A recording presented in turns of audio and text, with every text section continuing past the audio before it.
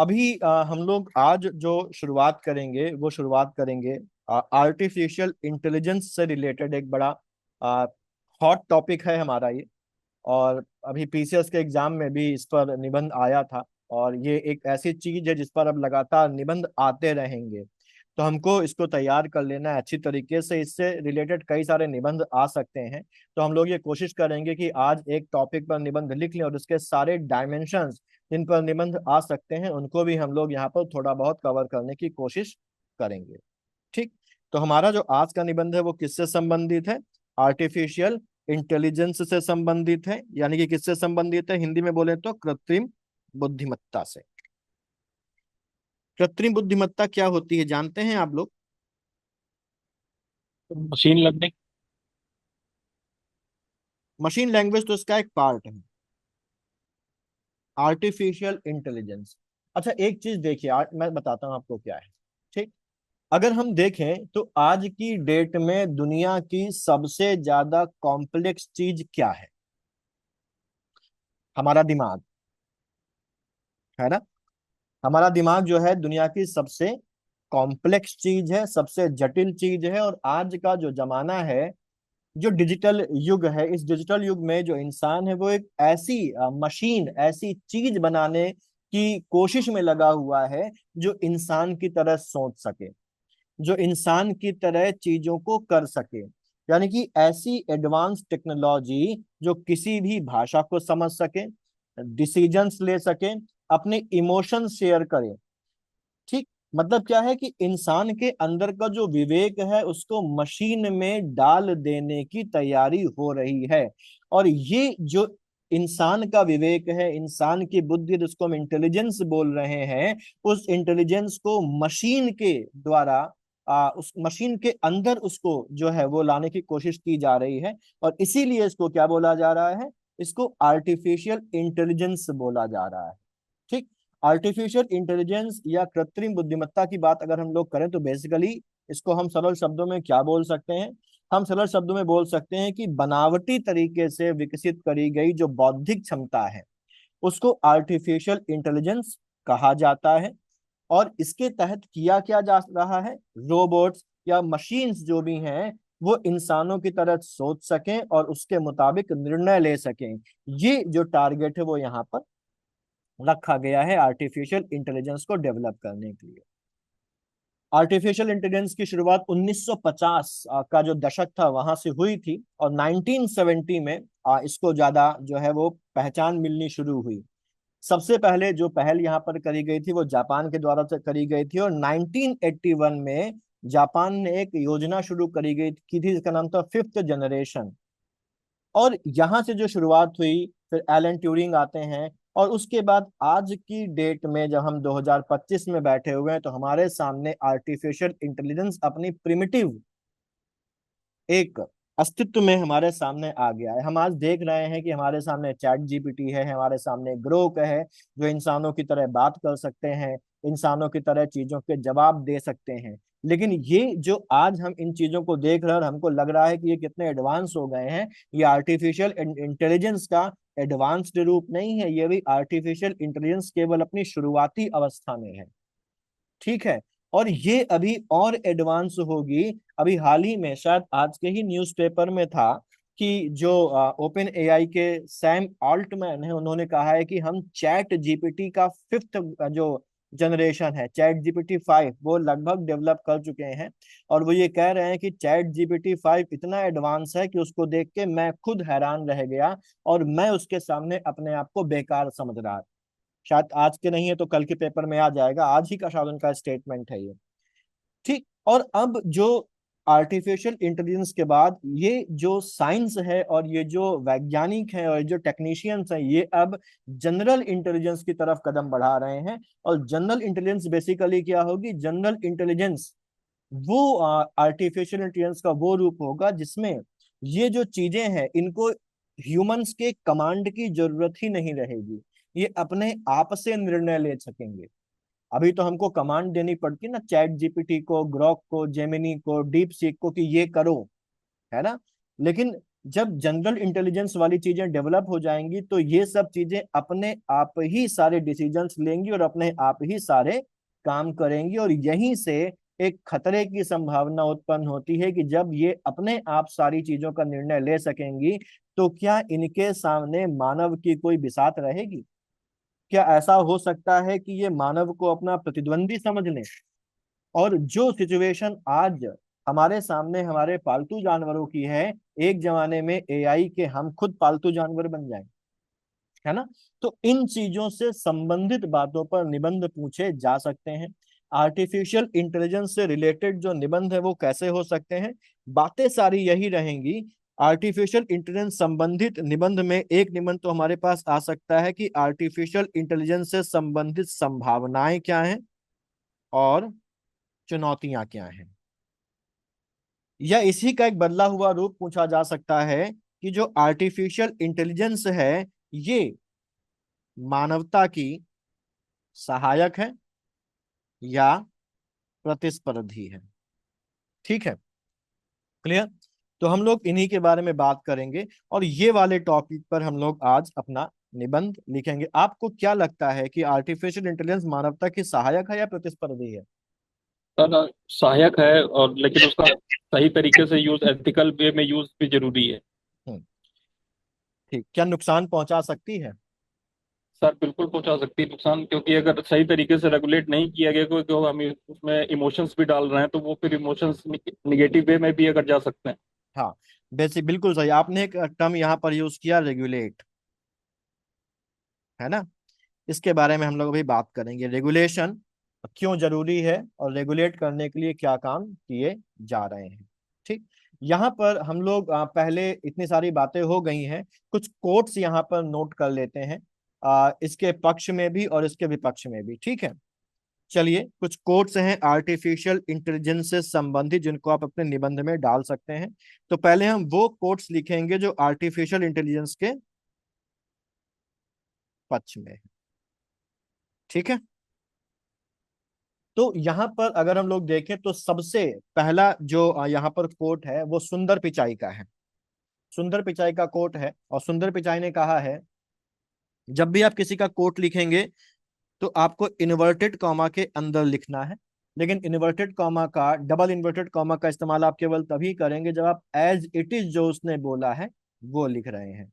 अगर आपको लग रहा है कि उसने एज इट इज जो बोला है वो हमको याद नहीं है तो आपको डबल इन्वर्टेड कॉमा का इस्तेमाल नहीं करना है बल्कि सिंगल इन्वर्टेड कॉमा का इस्तेमाल करना है। ठीक।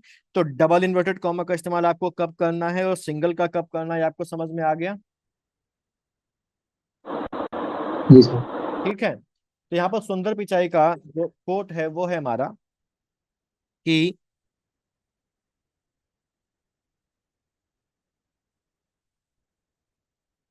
एआई का भविष्य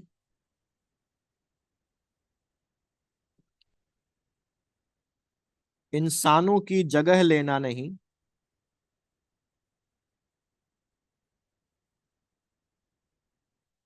बल्कि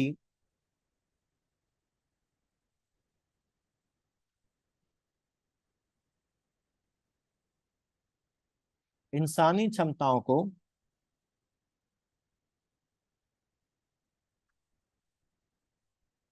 बढ़ाना है। एआई का भविष्य इंसानों की जगह लेना नहीं बल्कि इंसानी क्षमताओं को बढ़ाना है। किसका है? सुंदर पिचाई का। जब आप लिखेंगे तो यहां पर इसको लिखने के बाद नीचे यहां पर डैश लगा के लिखेंगे नाम सुंदर पिचाई। ठीक।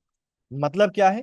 इसका मतलब यह है कि आर्टिफिशियल इंटेलिजेंस जो है उसका मेन ऑब्जेक्टिव इंसानों को नौकरियों से हटाना नहीं है, बल्कि ये जो आर्टिफिशियल इंटेलिजेंस है ये हमारी क्रिएटिविटी, हमारी प्रोडक्टिविटी, हमारी काम करने की क्षमता को बेहतर बनाने में एक इम्पॉर्टेंट टूल के रूप में काम करेगा, जिससे कि जो इंसान है वो और बेहतर तरीके से काम कर सकेंगे।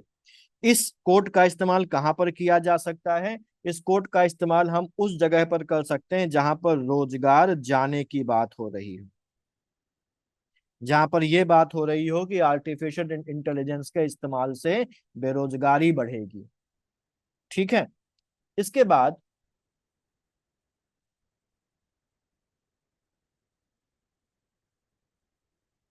एक और कोट है यहाँ पर, जो आईबीएम के पूरा अब जो पिछले चीफ एग्जीक्यूटिव ऑफिसर थे उनकी कोट है। तो पहली कोट तो ये हो गई।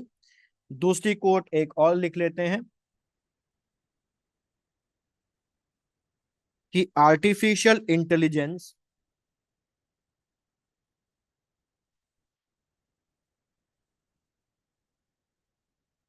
इंसानों की जगह नहीं लेगा,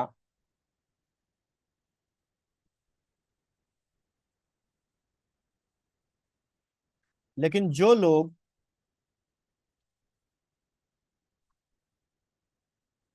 एआई का इस्तेमाल करते हैं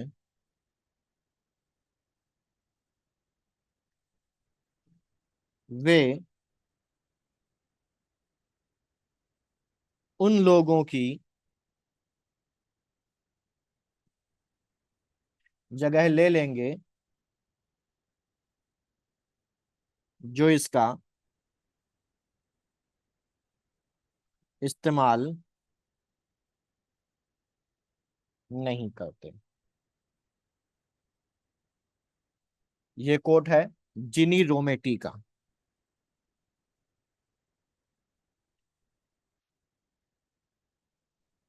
ये पूर्व सीईओ हैं आईबीएम के। ये क्या बता रहा है? ये जो कोट है वो ये कह रहा है कि जिन लोगों के पास स्किल है, जो लोग आर्टिफिशियल इंटेलिजेंस के साथ अपने आप को ढाल लेंगे, उनको इससे कोई नुकसान नहीं होगा। लेकिन वो लोग जो आर्टिफिशियल इंटेलिजेंस के साथ कदम मिलाकर नहीं चल पाएंगे, इससे संबंधित स्किल्स अपने अंदर डेवलप नहीं कर पाएंगे, इसके साथ कोप नहीं कर पाएंगे, उनकी जगह वो लोग ले लेंगे जो इसमें स्किल्ड होंगे। ठीक है, यही तो कह रहा है कि एआई इंसानों की जगह नहीं लेगा, लेकिन जो लोग एआई का इस्तेमाल करते हैं वे उन लोगों की जगह ले लेंगे जो इसका इस्तेमाल नहीं करते। क्लियर? ठीक है।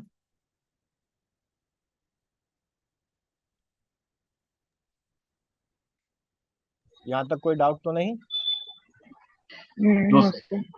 ठीक है। अच्छा, तो ये हमारे क्या थे? ये हमारे पक्ष में थे। ऐसे कई सारे हैं, लेकिन हमने अभी दो लिखे, एक और लिख लेते हैं यहाँ पर इसके पक्ष वाला। और वो है तीसरा।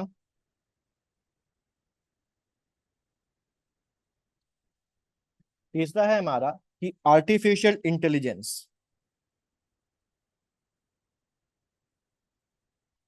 एआई हर उद्योग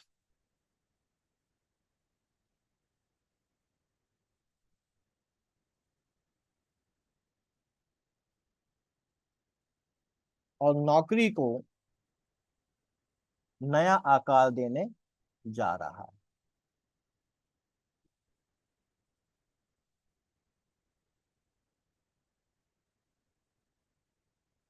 ये कोट है रीड हॉफमैन का। ये लिंक्ड इन के फाउंडर हैं, लिंक्ड इन के संस्थापक हैं रीड हॉफमैन। ठीक। यानी कि आने वाले समय में आर्टिफिशियल इंटेलिजेंस का जो आर्थिक प्रभाव होगा वो इतना ज्यादा होगा और इतना सर्वव्यापी होगा कि कोई भी इंडस्ट्री, कोई भी नौकरी इसका जो एक परिवर्तनकारी प्रभाव है उससे बच नहीं सकेगी। अब इसके विपक्ष में देखते हैं कोट्स। इसके अगेंस्ट कोट्स अगर देखें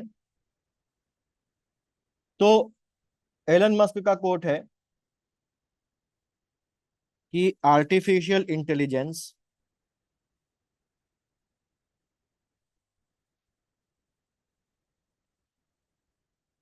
मानवता के लिए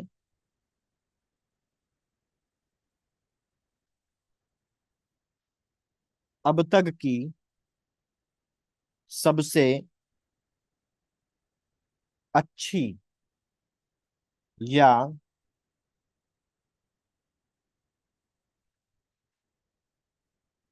सबसे बुरी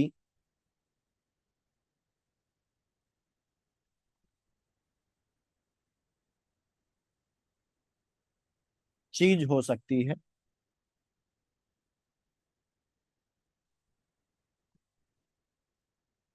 एलन मस्क। पेज चेंज कर दूं मैं?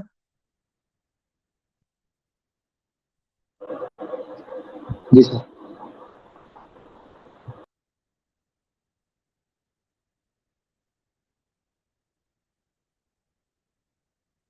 अगली कोट है बिल गेट्स की, बस एक दो कोट्स और लिख के फिर हम लोग ऐसे शुरू करते हैं।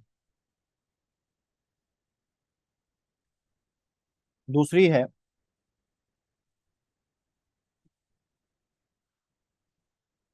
आर्टिफिशियल इंटेलिजेंस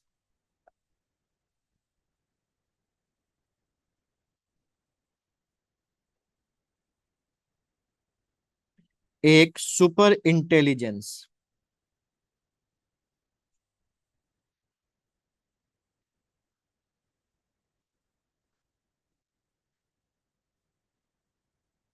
के रूप में विकसित होगी।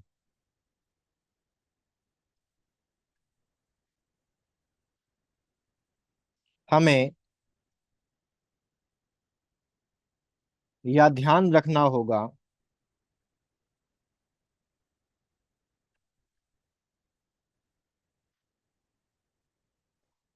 कि इसे कैसे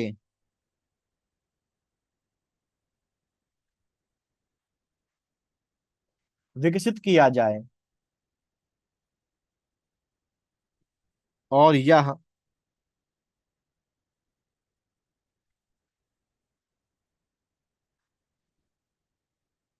सुनिश्चित करना होगा कि यह मानवता के सर्वोत्तम हितों के अनुरूप हो।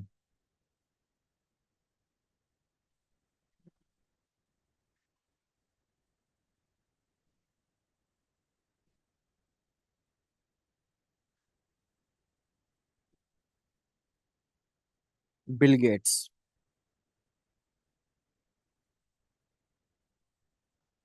ठीक।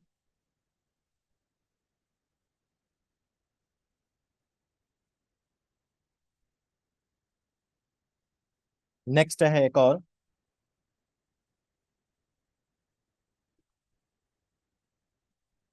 एआई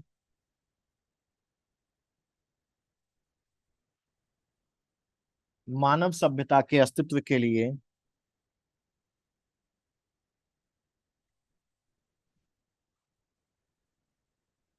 एक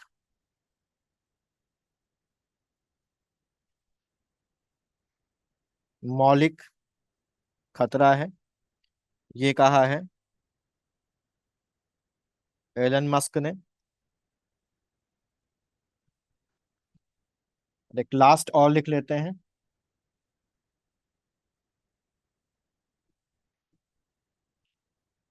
मैं एक ऐसे समय की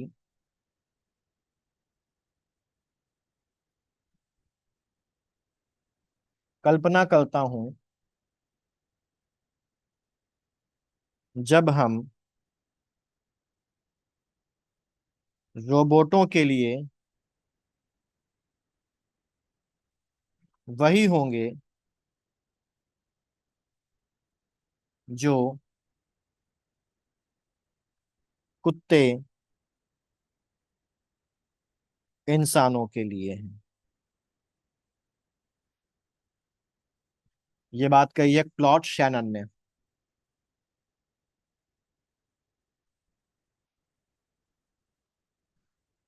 क्लॉड शैनन ने, और क्लॉड शैनन को कहा जाता है सूचना सिद्धांत का जनक, तो इनका जो कथन है वो इंपॉर्टेंस रखता है। ये क्या है? ये है सूचना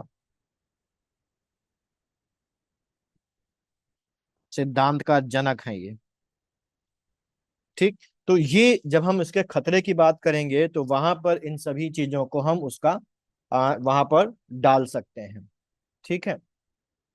अच्छा, स्टीफन हॉकिंग का भी एक कोट है, उसको लिखिए नहीं, बस समझ लीजिए। स्टीफन हॉकिंग का नाम आप सब लोग जानते होंगे। उन्होंने कहा था कि जो कंप्लीट आर्टिफिशियल इंटेलिजेंस है उसका अगर डेवलपमेंट हो जाएगा तो वो मानव की जाति के अंत का कारण बन सकती है। क्यों? क्योंकि उसके अंदर खुद सोचने समझने की क्षमता होगी, वो अपने आप आगे बढ़ेगी और खुद को तेजी से बेहतर बनाती हुई चली जाएगी। जबकि इंसान जो है वो बायोलॉजिकल डेवलपमेंट की सीमा में बंधे हुए हैं और वो उतनी तेजी से अपना विकास नहीं कर सकेंगे जितनी तेजी से आर्टिफिशियल इंटेलिजेंस अपना जो विकास है वो कर लेगी, और मानव इसका मुकाबला नहीं कर पाएंगे, और अंत में आर्टिफिशियल इंटेलिजेंस मानव का जो स्थान है वो ले लेगी, और मानव एक दोयम दर्जे की जाति के रूप में हो जाएंगे। या तो उसको समाप्त कर दिया जाएगा, या वही जो क्लॉस शैनन ने कहा है वही अस्तित्व में मानव उसी उसमें आ जाएगा। ठीक है, क्लियर? तो ये हमारे यहाँ पर कोट्स है जिनका समय समय पर इस्तेमाल किया जा सकता है। आगे अगर देखें तो इसी से संबंधित अगर आप कविता लिखना चाहें तो कविता भी लिख सकते हैं। मैं आपको दो यहाँ पर दिखा दे देता हूं, आप उनको इस्तेमाल कर सकते हैं। जैसे, बोल तो नहीं हो रहा है? No sir, no sir, no sir. तो यहाँ पर है,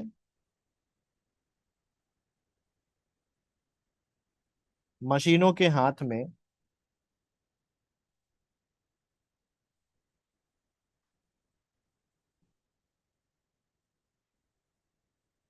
लिखते जाइए। ठीक है,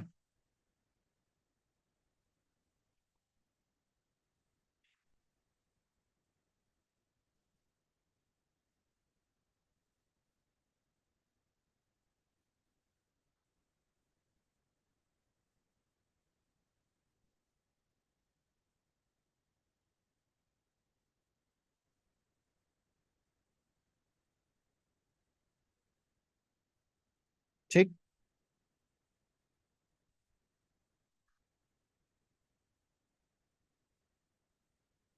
इसके अलावा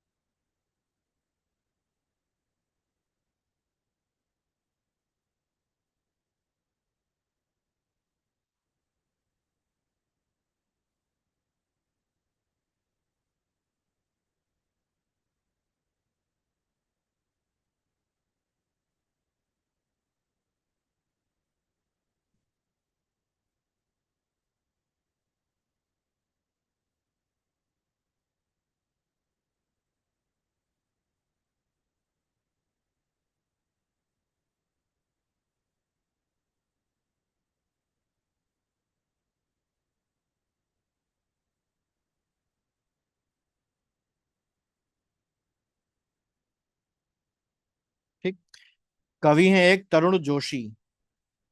तरुण जोशी की कविता का हिस्सा है ये।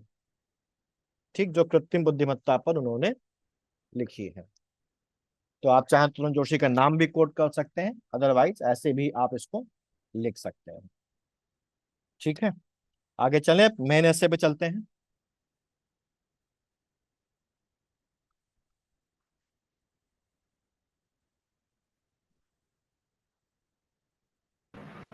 सर, इंसानों में के बाद क्या लिखा हुआ है?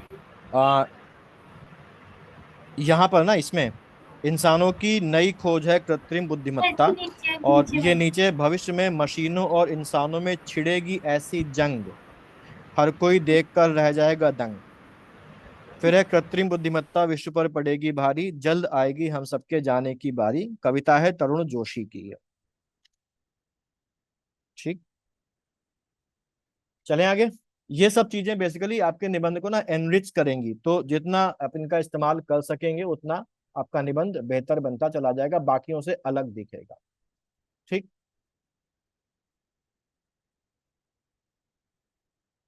चेंज कर दें पेज। Yes sir. चलिए शुरू करते हैं। और हमारा जो निबंध है वो है आर्टिफिशियल इंटेलिजेंस, मानव की सहायक या प्रतिस्पर्धी।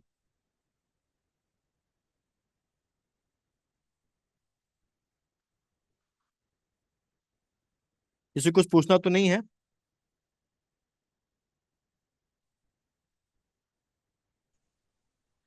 जी सर। हाँ जी। सर मेरा ये जो कथन है रामधारी सिंह दिनकर जी का, हाँ, सावधान मनुष्य विज्ञान है तलवार, तो इससे ते फेंक तजकर मुंह स्मृति के पार, तो क्या इसको सर हम एआई वाले निबंध में ऐड कर सकते हैं? बिल्कुल कर सकते हैं। Okay sir. अगर आप इसके अलावा, अगर आपके अंदर कोई ऐसी क्वालिटी है कि आप खुद भी कविता लिख सकते हैं, तो अपनी खुद की कविता भी वहां पर डाल सकते हैं। जी ओके सर। ठीक है, हाँ जी। जी बस बेसिकली वो क्या है ना, वो ऐसे के थीम से मैच होनी चाहिए। और जी दूसरी जी चीज ये है, अगर आप कोई भी कोड डाल रहे हैं, कोई भी डेटा डाल रहे हैं, कोई भी कविता वगैरह लिख रहे हैं, तो उसको आपको निबंध से जोड़ना है। एक लाइन उसके बाद लिखकर उसको निबंध से जोड़ना बहुत जरूरी है। हम लोग अभी सीखेंगे उसको, ठीक। जी तो ओके यहाँ, सर। हाँ जी, यहाँ पर है आर्टिफिशियल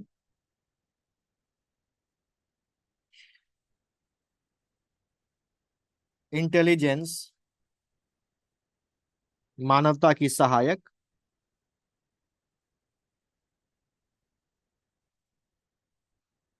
या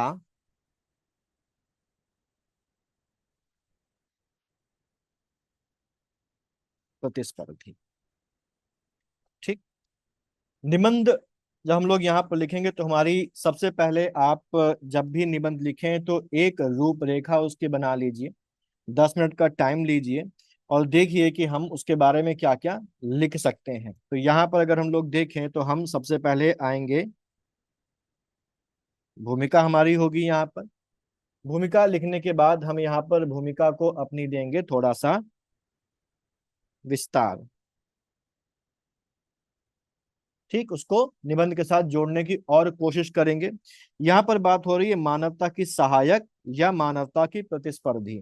मानवता की सहायक का मतलब है कि मानव के बेनिफिट के रूप में जब इसका इस्तेमाल किया जाएगा, तो ये क्या हो जाएगी, मानवता की सहायक हो जाएगी। और जब इसका इस्तेमाल किया जाएगा, जब ये मानव के फेवर में काम नहीं करेगी, ठीक है, तो ये क्या हो जाएगी, ये प्रतिस्पर्धी हो जाएगी। तो यहाँ पर हम फिर कुछ बातें ऐसी लिखेंगे जिससे ये समझ में आए कि ये मानवता की सहायक के रूप में कब काम कर रही है। तो हम यहाँ पर इसके फेवर में क्या क्या चीजें हैं वो लिखेंगे, इसके अगेंस्ट में क्या क्या चीजें हैं, यानी कि जब ये प्रतिस्पर्धी के रूप में कौन कौन सी परिस्थितियों में काम कर सकती है, या क्या क्या नुकसान इसके हैं, वो हम यहाँ पर लिखेंगे। फिर हमारे यहाँ पर सुझाव आएंगे, और सुझाव आने के बाद हम यहाँ पर एक पॉजिटिव निष्कर्ष लिख देंगे। ठीक। यहाँ पर फायदों की अगर बात करें, तो फायदे कई सारे हमारे पास हो सकते हैं, हम लोग आज देख भी रहे हैं। स्वास्थ्य के क्षेत्र में आर्टिफिशियल इंटेलिजेंस का इस्तेमाल हो रहा है, वहां पर इसके यूज हो रहे हैं। आर्टिफिशियल इंटेलिजेंस का इस्तेमाल करके काफी बड़े बड़े काम, जिनको करने में काफी समय लगता था, उनको बहुत कम समय में आसानी से किया जा सकता है। यानी कि श्रम की बचत हो रही है आर्टिफिशियल इंटेलिजेंस के इस्तेमाल से। आर्टिफिशियल इंटेलिजेंस का इस्तेमाल शिक्षा में किया जा रहा है। ठीक, इसका इस्तेमाल कृषि में किया जा रहा है। और इसके अलावा और भी कई सारी जगहें हैं जहां पर इसका इस्तेमाल किया जा रहा है, क्योंकि हमारे पास शब्द जो है वो सीमित हैं, 600 शब्दों में ही करना है, तो हम बहुत ज्यादा डिटेलिंग यहाँ पर नहीं कर सकते। नुकसान इसके क्या क्या है, तो नुकसान, सबसे बड़ा नुकसान इसका जो हमारे सामने आ रहा है, वो आ रहा है रोजगार पर खतरा या बेरोजगारी, बेरोजगारी की संभावना। ठीक। और हमारा जो इकोनॉमिक सर्वे है, उस इकोनॉमिक सर्वे में एक अलग से एक चैप्टर इस बार डाला गया था, जिसमें ये बताया गया था कि किस तरीके से ये श्रम बाजार को प्रभावित कर सकती है। दूसरा है गोपनीयता। गोपनीयता को नुकसान हो सकता है, धोखाधड़ी की संभावनाएं बढ़ रही हैं, लोग एक दूसरे की आवाजों को क्लोन करके धोखाधड़ी कर रहे हैं इसी का इस्तेमाल करके। डीप फेक, किसी का भी कैसा भी वीडियो बना लेते हैं, किसी का भी कैसा भी जो है वो फोटो बना लेते हैं, और उसके राजनीतिक और दूसरे जो है वो फायदे इससे लोग उठा रहे हैं। तो डीप फेक एक बड़ा खतरा है, भेदभाव इसकी वजह से, और साथ ही साथ अन्य खतरे। इन सभी डायमेंशंस को हम लोग यहाँ पर कवर करेंगे। तो इन सभी चीजों को कवर करते हुए हमको यहाँ पर इस ऐसे को जो है वो लिखना है। तो शुरुआत कर लेते हैं, और सबसे पहले हम लोग लिखते हैं भूमिका। ठीक है,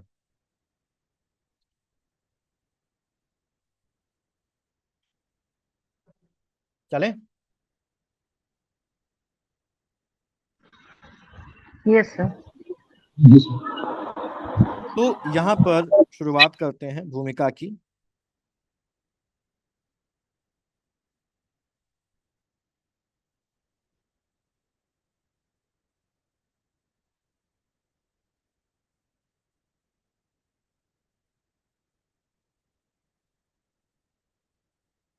इक्कीसवीं सदी के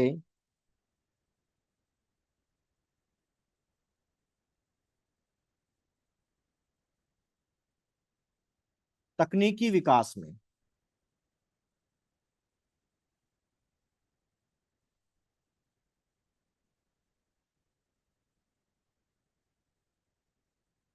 कृत्रिम बुद्धिमत्ता ने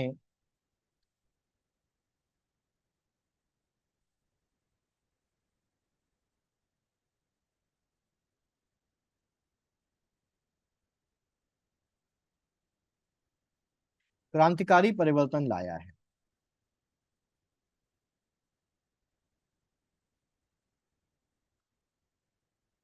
इस तकनीक ने न केवल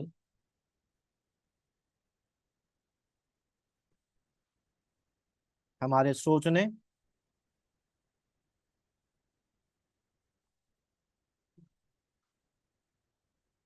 काम करने और जीने के तरीके को बदला है,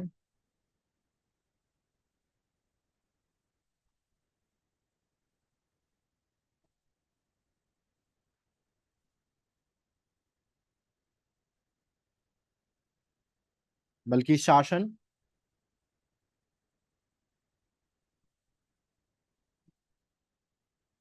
अर्थव्यवस्था, शिक्षा, चिकित्सा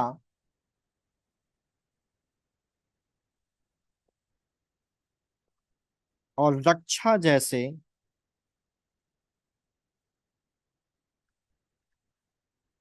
क्षेत्रों में भी अपनी गहरी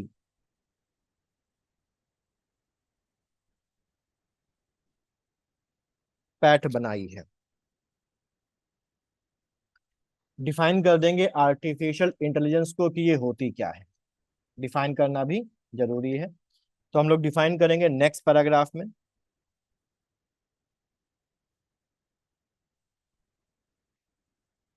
आर्टिफिशियल इंटेलिजेंस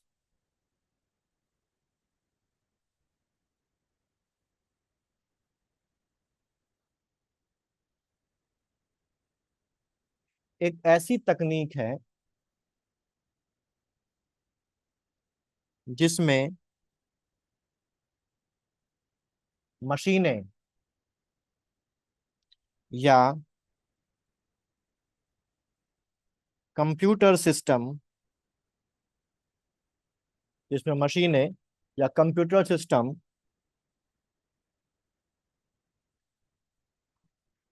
मानव की तरह सोचने, समझने, सीखने पेज चेंज करूं?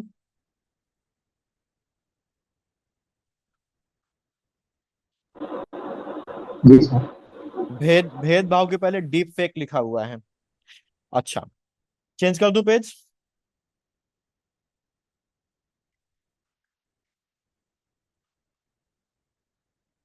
सीखने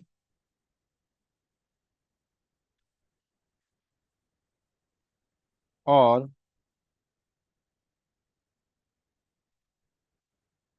निर्णय लेने की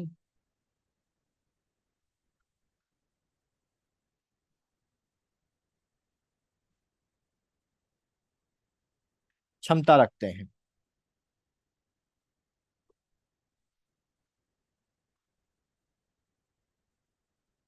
मशीन लर्निंग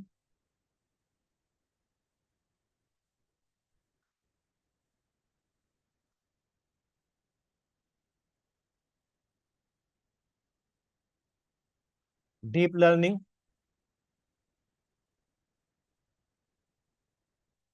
न्यूरल नेटवर्क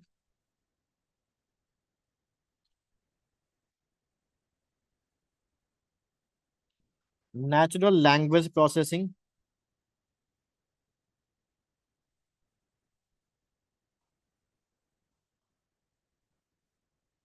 जैसी शाखाएं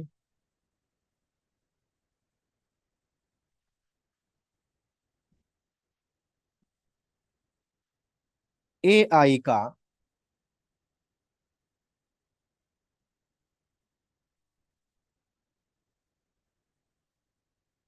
आधार बनती हैं।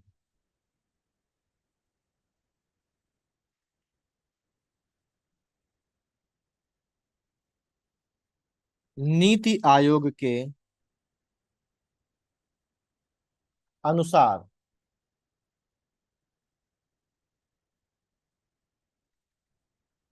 एआई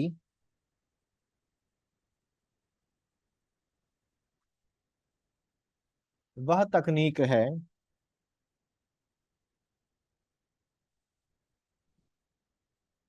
जो पर्यावरण को समझते हुए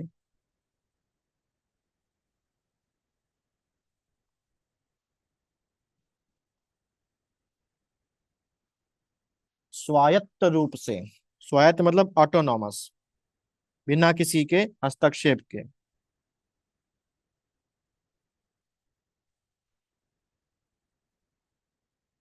निर्णय ले सके। लिख रहे हैं ना आप लोग? Yes sir. जी ये सर। डेफिनेशन क्लियर, में कोई डाउट तो नहीं?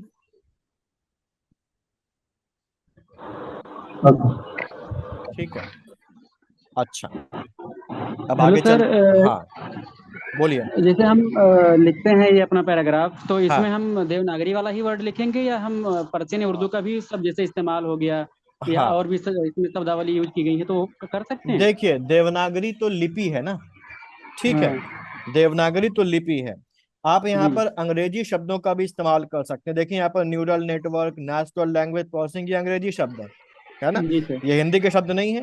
तो आप जी जी। दूसरी भाषा के शब्दों का भी इस्तेमाल कर सकते हैं, लेकिन यह ध्यान रखिए कि उन दूसरी भाषाओं के शब्दों को भी आपको लिखना देवनागरी में ही है। ठीक, आप यहाँ पर एआई लिखेंगे तो आप एआई ऐसे नहीं लिखेंगे, बल्कि आप एआई कैसे लिखेंगे, इस तरीके से लिखेंगे। तो दूसरी भाषाओं के शब्दों का इस्तेमाल किया जा सकता है, लेकिन उनको देवनागरी में ही लिखना होगा। Clear? Okay sir, thank you. Mean sir artificial intelligence पूरा ना लिख के हम एआई भी लिखेंगे तो एक्सेप्टेबल है ना? हाँ, एआई लिख सकते हैं, एक्सेप्टेबल है। और आर्टिफिशियल इंटेलिजेंस भी लिख सकते हैं, लेकिन उसको देवनागरी में लिखना है, इंग्लिश रोमन में नहीं लिखना है। बट उसका कोई नेगेटिव इम्पैक्ट तो नहीं पड़ेगा ना कि हम शॉर्ट कर करके लिख रहे हैं, टाइम आप बचा रहे हैं या कुछ? नहीं नहीं, आप शुरुआत में पूरा लिख दीजिए आर्टिफिशियल इंटेलिजेंस, उसके बाद में आप एआई लिख सकते हैं, कोई इशू नहीं है। ओके, ठीक है, हाँ जी। ठीक है। सर अगर कोई नंबर दे रहे हैं तो क्या वो भी हिंदी में लिखना जरूरी है देवनागरी में? अब छोटे छोटे नंबर हैं, ऐसे हमने 21वीं सदी लिखा, तो ये 21वीं सदी, पांचवा, ये देवनागरी में आप लिखें, प्रेफर करें कि देवनागरी में ही लिखें इसको। लेकिन अगर कोई बड़ी संख्या है हाँ, जैसे लिखा हुआ है कि 1,40,510, तो इसके लिए फिर अगर हम लिखेंगे तो वो थोड़ा सा अटपटा लगता है देवनागरी में, तो उसको हम संख्या में भी लिख सकते हैं। लेकिन छोटे मोटे जो हैं, 5 वर्ष हो गया, 3 लाख हो गया, 4 लाख हो गया, इसको देवनागरी में लिखेंगे तो वो बेटर रहेगा। ठीक है। हाँ जी। हम्म, चलें, अब यहाँ पर जैसा हम लोगों ने भी कुछ देर पहले देखा था कि आर्टिफिशियल इंटेलिजेंस जो है वो आधुनिक युग की सबसे बड़ी तकनीकी क्रांति मानी जा रही है, और उसने मानवता की जो सोच है, काम करने का तरीका और सभी चीजों को गहराई से प्रभावित किया है। अब हम इसको जोड़ेंगे अपने निबंध के थीम से, जिसमें ये कहा जा रहा है कि ये हमारी सहायक है या हमारी प्रतिस्पर्धी है, उससे हम लोग इसमें जोड़ेंगे। ठीक, तो यहाँ आगे देखें।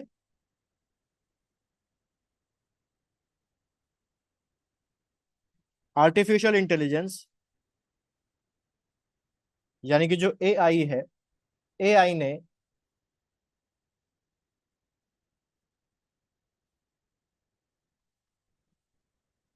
मानव जीवन के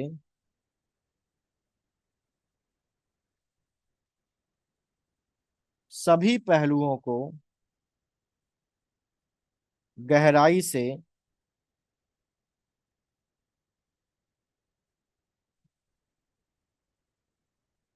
प्रभावित किया है, लेकिन एक बड़ा प्रश्न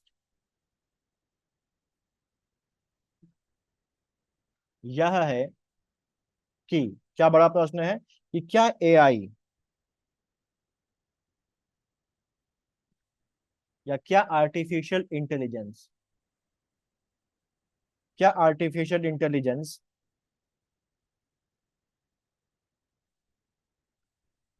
वास्तव में मानवता की सहायक है,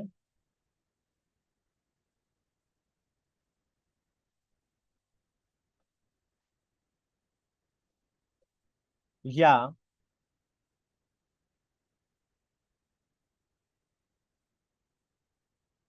भविष्य में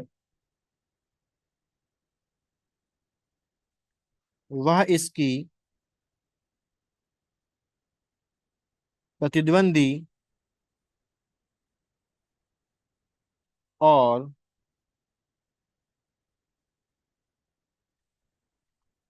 प्रतिस्पर्धी बन सकती है।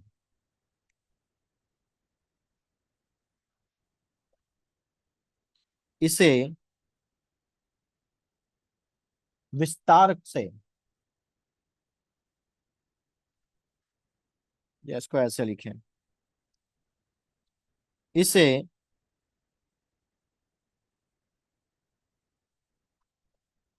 समझने के लिए हमें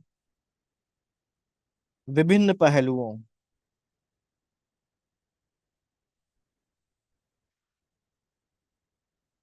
को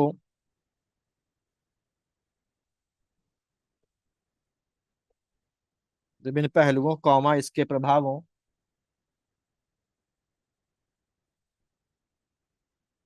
उपयोग,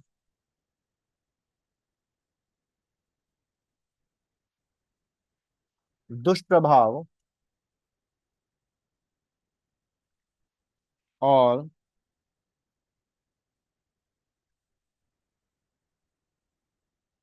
ताजा आंकड़ों को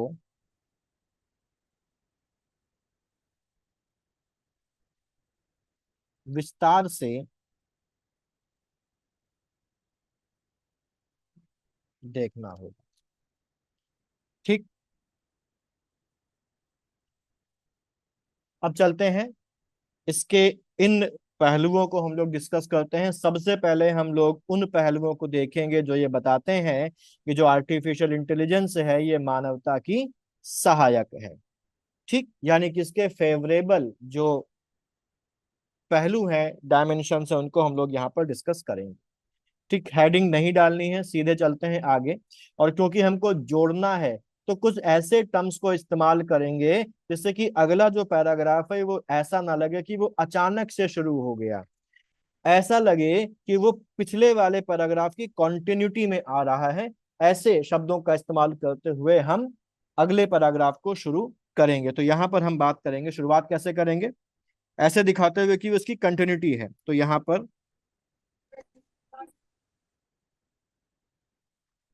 सबसे पहले बात करते हैं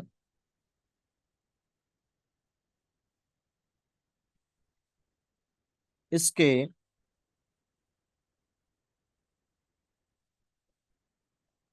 मानव हितैषी पहलुओं की।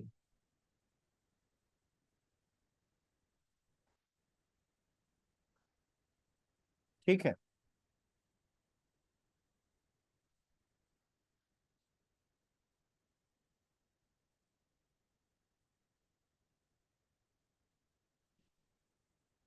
एक सेकंड, इसको सबसे पहले बात करते हैं इसके मानव हितैषी पहलुओं की। इसको थोड़ा सा चेंज करते हैं। सबसे पहले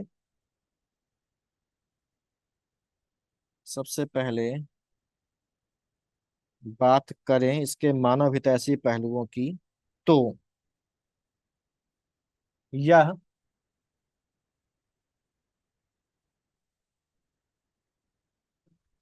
किसी वरदान से कम नहीं। अब इसी पैराग्राफ में हम इसके जितने भी इम्प्लीकेशंस हैं, पॉजिटिव इम्प्लीकेशंस, वो यहाँ पर लिख देंगे। सबसे पहले हेल्थ में चलते हैं। स्वास्थ्य सेवाओं में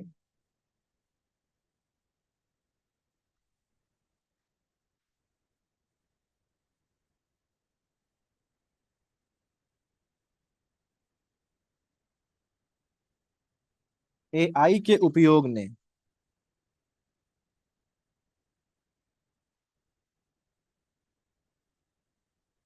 डॉक्टरों,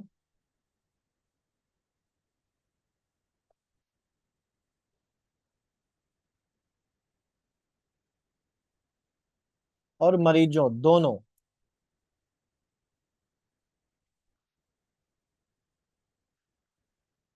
की राह आसान कर दी है। उदाहरण के लिए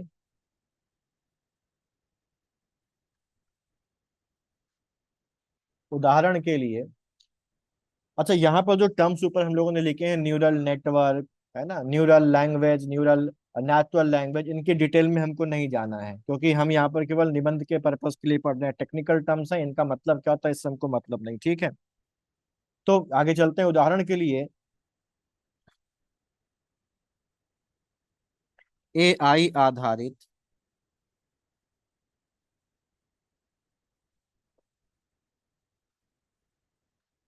स्कैनिंग सिस्टम कैंसर, ट्यूमर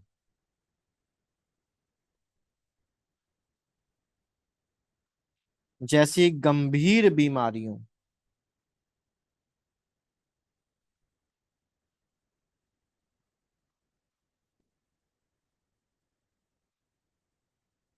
की जल्द पहचान करने में सक्षम हो गए हैं।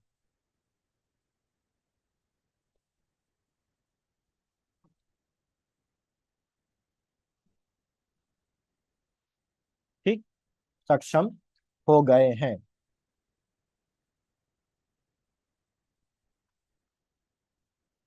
जिससे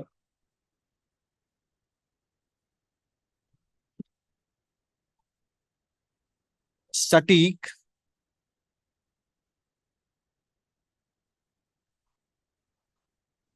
और समयबद्ध, पेज चेंज कर दूं,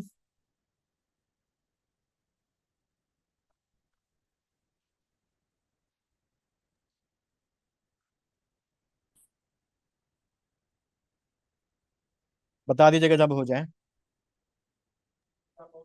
जी सर, हो गया। हो गया, सबका हो हो गया, गया सर। बदल दूं पेज। जी सर। ठीक। Yes sir. सटीक सटीक और समयबद्ध इलाज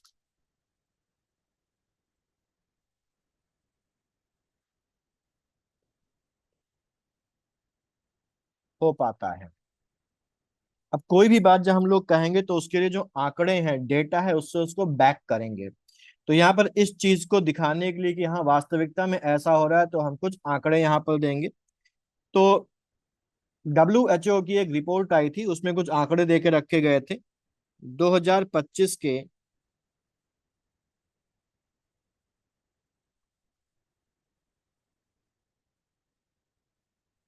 आंकड़ों के अनुसार ब्रेस्ट कैंसर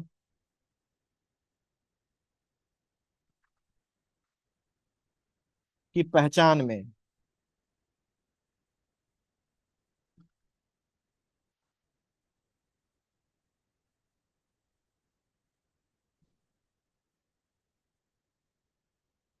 इसकी वजह से, अब देखिए यहाँ पर 97% लिख रहे हैं। अब 97% को अगर हम देवनागरी में लिखेंगे तो अजीब सा लगेगा। तो जब प्रतिशत लिखें तो आप यहाँ पर संख्या के रूप में लिख सकते हैं। ठीक है आदित्य जी? जी सर। ठीक है, तो यहाँ पर अगर हम देवनागरी में लिखेंगे तो बहुत भद्दा और बड़ा अजीब सा लगेगा, इसलिए यहाँ पर जब भी परसेंट रेशियो लिखना हो तो आप संख्या का इस्तेमाल करिए। 97% तक सटीकता प्राप्त हुई और अनावश्यक बायोप्सी 30% तक घटी,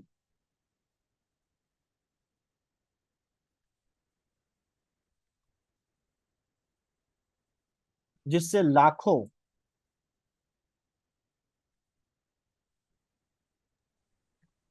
महिलाओं को बेवजह की हेलो सर। हाँ जी, सर अनावश्यक के बाद क्या लिखा है आपने? बायोप्सी बायोप्सी इंग्लिश हाँ, में इस तरीके से लिखते हैं, बायोप्सी। ठीक है, वो क्या होता है? एक टेस्ट होता है कैंसर का, जिसमें टिश्यूज को निकाल के उनकी टेस्टिंग की जाती है। बेवजह की तो परेशानी से राहत मिली। ठीक है, यही नहीं, आ गए आगे दूसरे डायमेंशन को कवर करें। यही नहीं,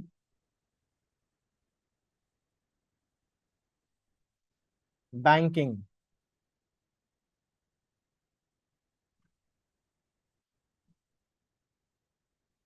लॉजिस्टिक्स,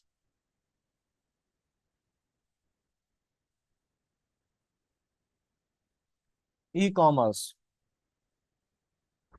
तथा ग्राहक सेवा में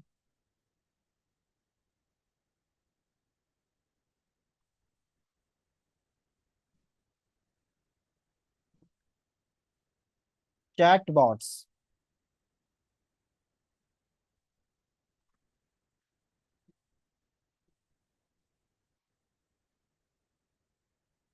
और वर्चुअल आर्टिफिशियल वर्चुअल असिस्टेंस 24 घंटे काम कर मानव श्रम का बोझ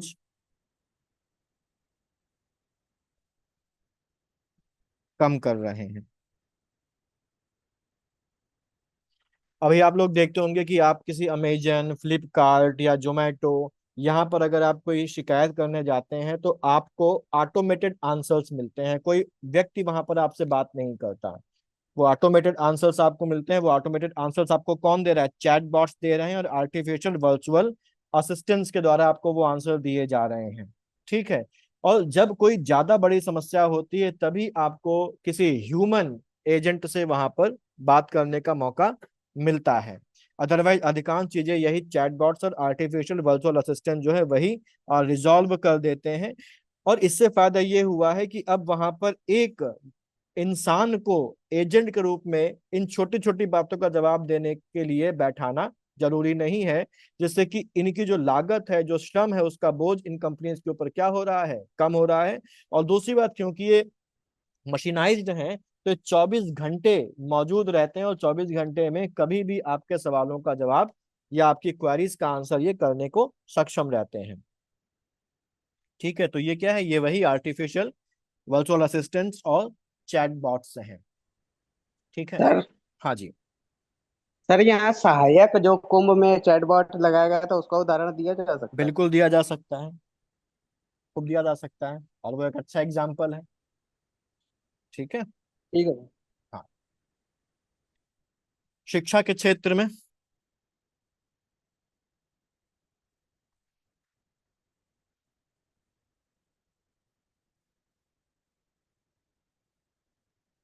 शिक्षा के क्षेत्र में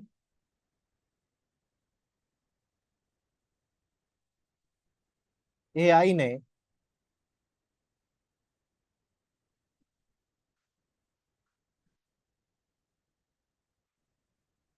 व्यक्तिगत शिक्षा अनुभव,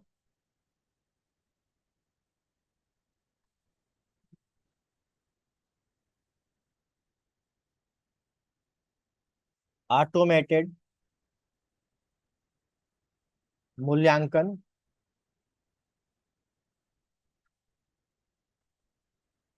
और स्मार्ट लर्निंग कंटेंट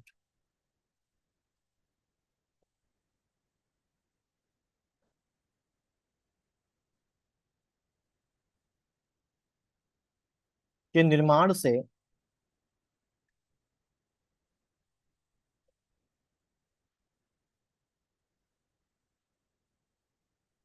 विद्यार्थियों की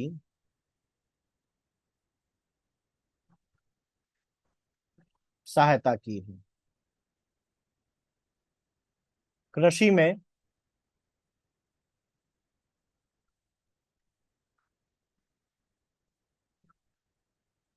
मौसम पूर्वानुमान, कीट नियंत्रण,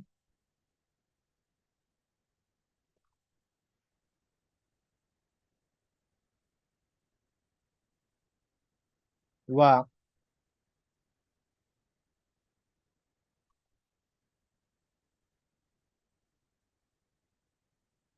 उर्वरक की सटीक मात्रा का सुझाव, कितना उर्वरक डाला जाए, न ज्यादा कम और न ज्यादा, सटीक जो है, सटीक मात्रा का सुझाव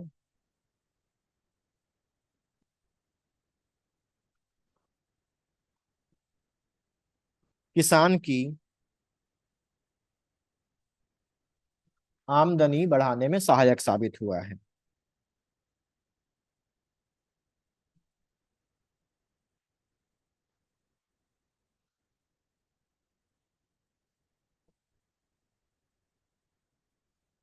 ठीक।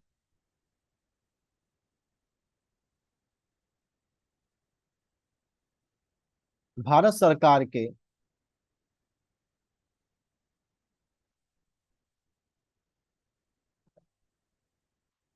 राष्ट्रीय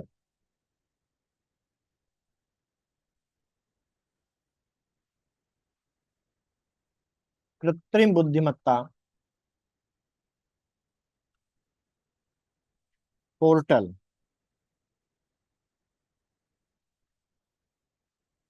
जैसे उपक्रम नवाचार और समावेशन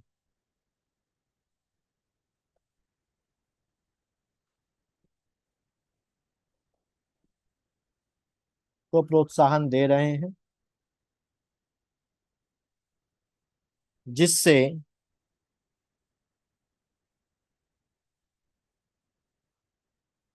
गांवों और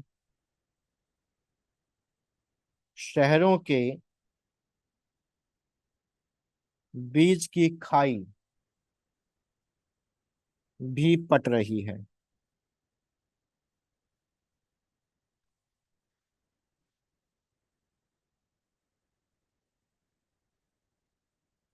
ठीक है, तो ये इसके पॉजिटिव एस्पेक्ट्स थे। इसमें कुछ एडिशनल चीजें आप नोट कर लीजिए अलग से, जिसको आप बाद में अपने वैलिडेशंस के रूप में इसमें डाल सकते हैं। ठीक है, तो उसको अलग से नोट कर लीजिए, मैं आपको बता रहा हूं।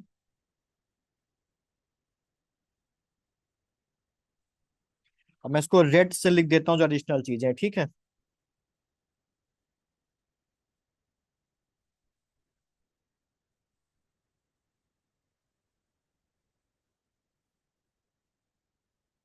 पेज चेंज कर दूं मैं? करेक्ट। Yes sir.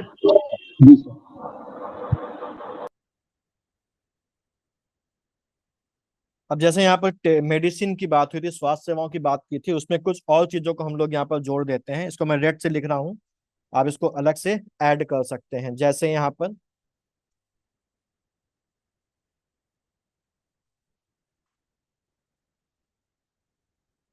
गूगल का डीप माइंड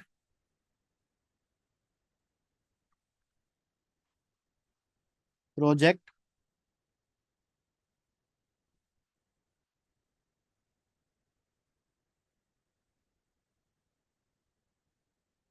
आईबीएम का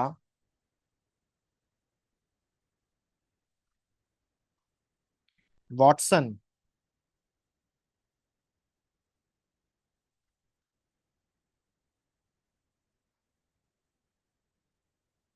और भारत में विकसित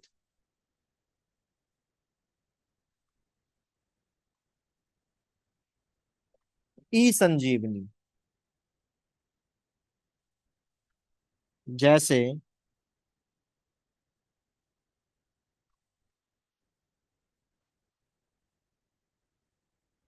टेली मेडिसिन प्लेटफॉर्म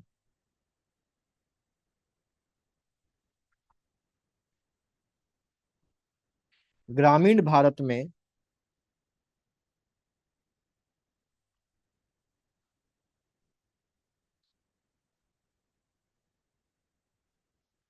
स्वास्थ्य सुविधाओं को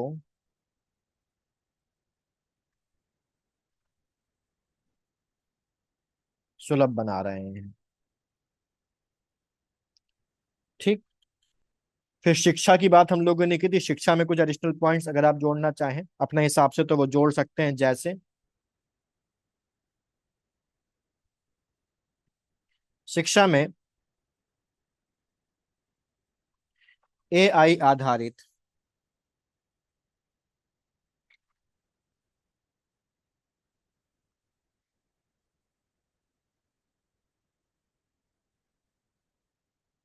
लर्निंग एप्स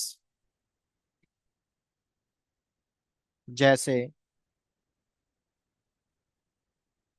एम्बाइब और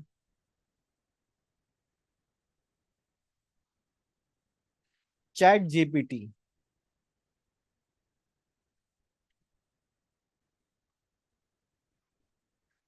जैसी तकनीकों ने शिक्षण व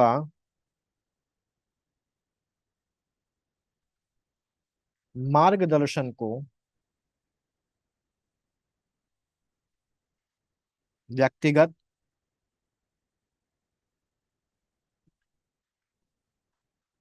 कुशल और व्यापक बनाया है। कृषि में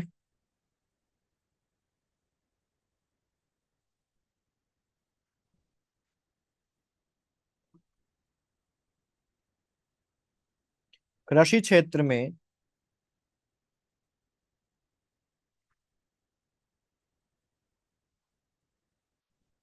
एआई आधारित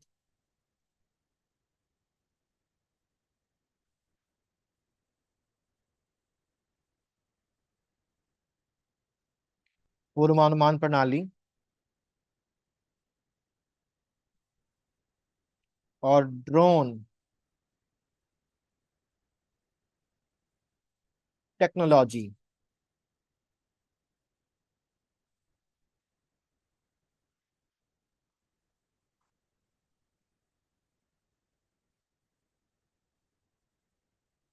ने किसानों की उत्पादकता में वृद्धि की है। एक और एडिशनल पॉइंट,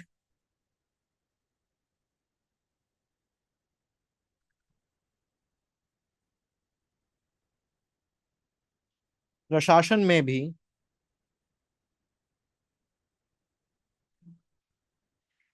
एआई आधारित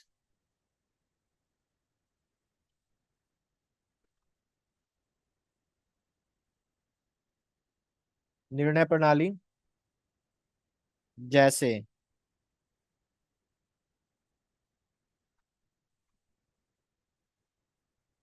सुपेस, सुपेस का नाम बेसिकली ये है, SUPACE। सुपेस, और सुपेस क्या है? ये सुपेस है, सुप्रीम कोर्ट में प्रयोग होता है ये। सुप्रीम कोर्ट में AI रिसर्च टूल है।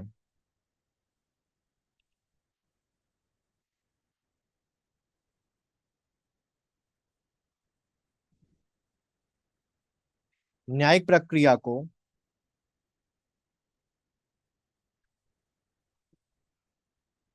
तेज करने में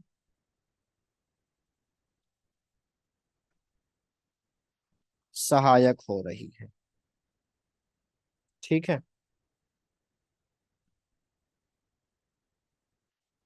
एक पॉइंट और लिख लेते हैं, इंपॉर्टेंट पॉइंट, इसको तो आप ऐड कर ही लीजिएगा।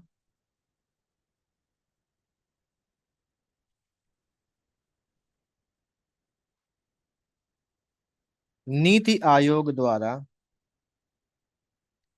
जारी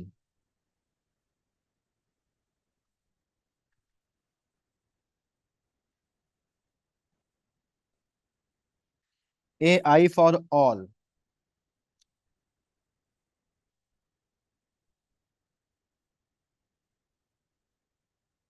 रिपोर्ट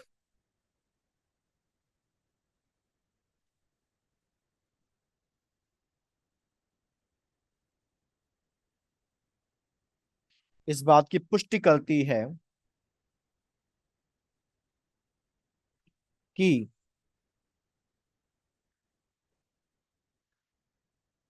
AI का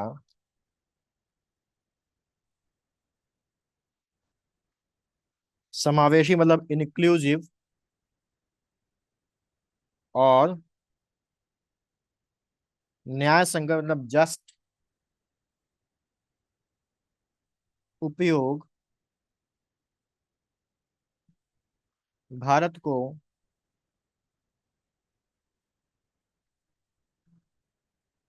$1 ट्रिलियन, पेज चेंज कर दें? No sir, wait a minute. हाँ, बता दीजिएगा मुझे।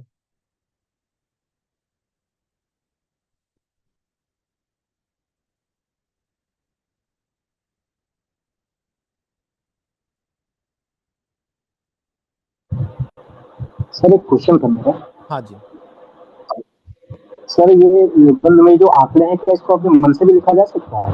नहीं, बिल्कुल कभी भी ऐसी गलती मत करिएगा। Okay sir. हाँ, अगर यस सर। एग्जामिनर को जानकारी हुई और वो पकड़ लिया कि आपने गलत लिखा तो नंबर काट देगा वो। यस सर, पेज चेंज कर सकते हैं। हाँ जी।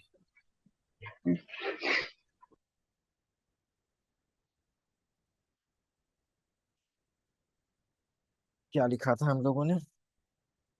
क्या था आखिरी लाइन? सर न्याय संगत उपयोग भारत को हाँ, 1 ट्रिलियन, हाँ, 1 ट्रिलियन $1 ट्रिलियन की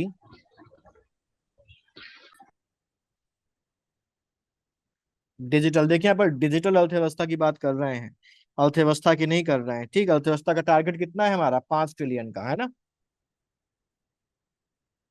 डिजिटल अर्थव्यवस्था, $1 ट्रिलियन की डिजिटल अर्थव्यवस्था बनाने में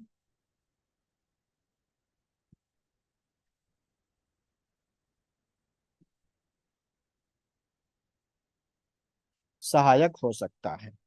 ठीक, तो ये एडिशनल पॉइंट है जिनको आप यहाँ पर अपने हिसाब से ऐड कर सकते हैं। ठीक है, तो अब इसका मतलब ये नहीं है, अब ये मैं इसलिए बता रहा हूँ कि अगर मैंने एक ऐसे लिखवा दिया तो उसमें आप जरूरी नहीं कि वैसा ही करें, इन सब चीजों को अपने हिसाब से जगह जगह पर यूज कर सकते हैं, जिससे कि आपका ऐसे और ज्यादा एनरिच्ड होता हुआ चला जाएगा, लेकिन शब्द सीमा का ध्यान रखते हुए आपको इनका इस्तेमाल करना है। ठीक है, अब आगे चलते हैं और वापस से अपने ब्लैक कलर में आ जाते हैं, यानी कि जो हमारा मेन ऐसे चल रहा था उस मेन ऐसे में आ जाते हैं और बात करते हैं दूसरे डैम उसकी, यानी कि वो बातें करेंगे जो ये बताएंगी कि ये हमारा प्रतिस्पर्धी बन सकता है, हमारे लिए समस्या उत्पन्न कर सकता है, हमें नुकसान भी पहुंचा सकता है, और कौन कौन से क्षेत्रों में ये हमको नुकसान पहुंचा सकता है, कहाँ कहाँ पर हमको इससे सतर्क रहने की जरूरत है, वो सब चीजें हम लोग यहाँ पर अब डिस्कस करेंगे। तो उसी में हम लोगों ने जो लिखा था उसमें क्या था आखिरी लाइन, कि नवाचार और समावेश को प्रोत्साहन दे रहे हैं, इससे ग्रामीण शहरी खाई भी पार्टी जा रही है। अब उसके आगे हम लोग आते हैं अपने मेन ऐसे में, और यहाँ पर भी सीधे शुरू नहीं करेंगे बल्कि कोई एक ऐसा शब्द डालेंगे जिससे कंटिन्यूटी बनी रहे। तो यहाँ पर हम करेंगे लेकिन।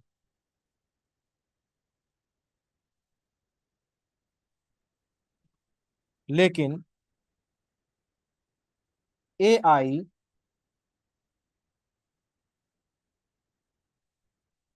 के इस उजले पग, जहां पर सब अच्छा अच्छा दिख रहा है, कि उस उजले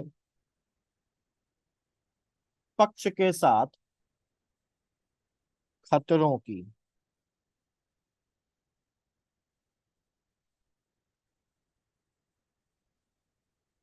एक लंबी सूची भी है।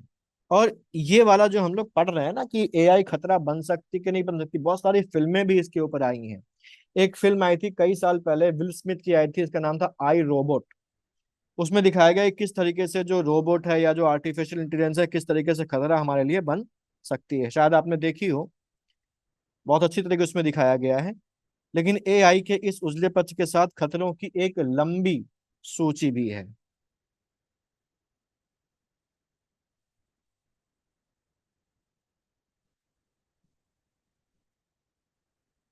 जो इसे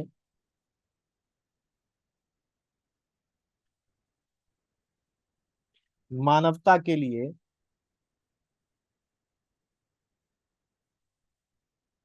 सबसे बड़ा प्रतिद्वंदी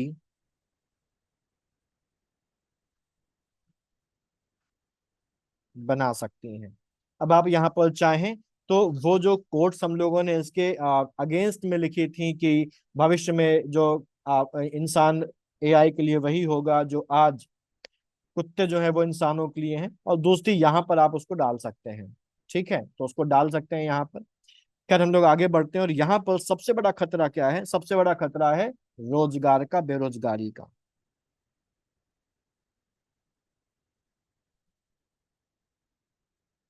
सबसे बड़ी चिंता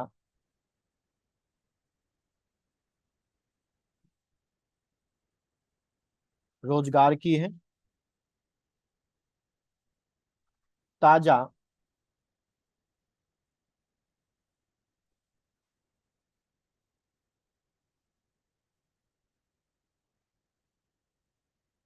वैश्विक रिपोर्ट्स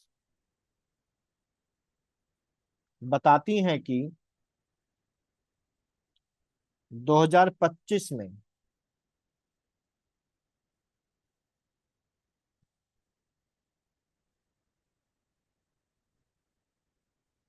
एआई के कारण 3 लाख से 5 लाख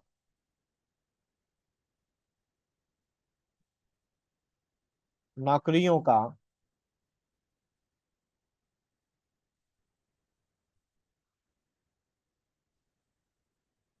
नुकसान हुआ।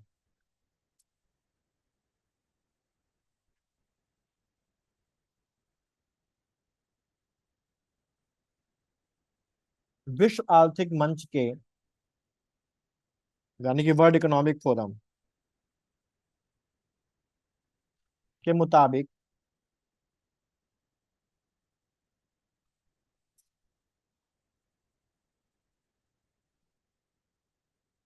अगले 5 वर्षों में 41% नियोक्ता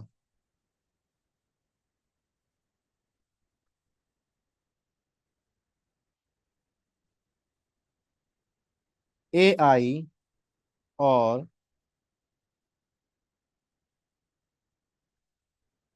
ऑटोमेशन के चलते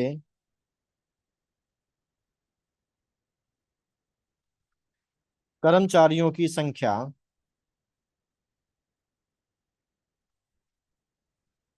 घटाने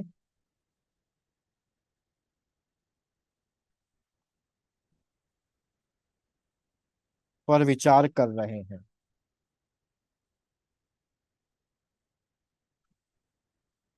ऐसे में बेरोजगारी एक व्यापक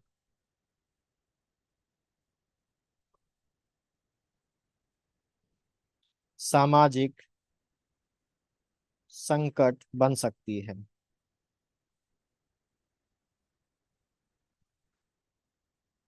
इसके अलावा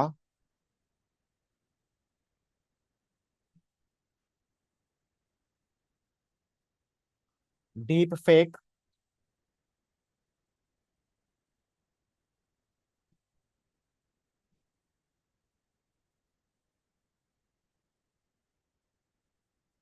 यूजर डाटा की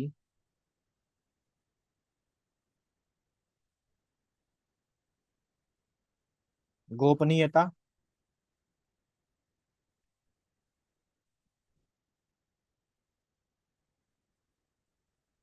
ऑनलाइन फ्रॉड,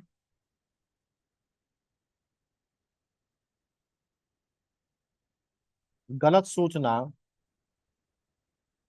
और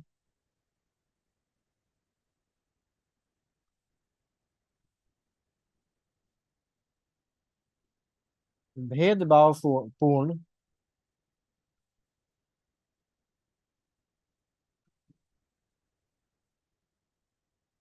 फैसलों के उदाहरण भी बढ़े हैं।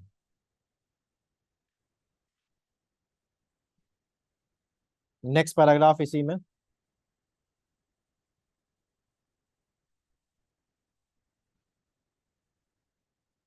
डाटा की सुरक्षा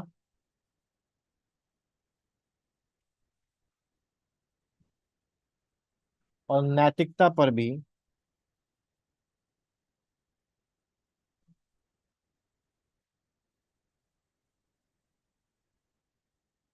चिंता गहरा रही है।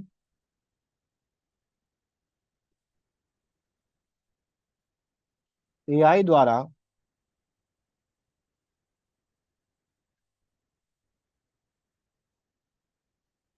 विशाल बड़ी मात्रा एआई द्वारा बड़ी मात्रा में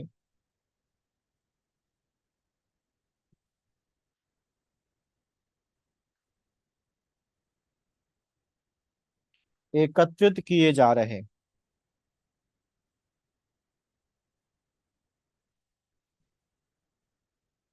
व्यक्तिगत डेटा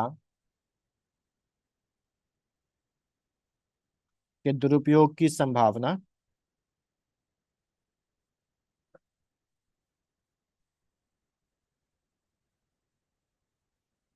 बढ़ गई है।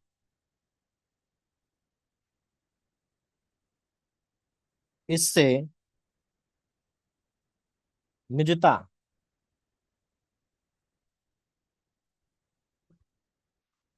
का संकट गहरा रहा है।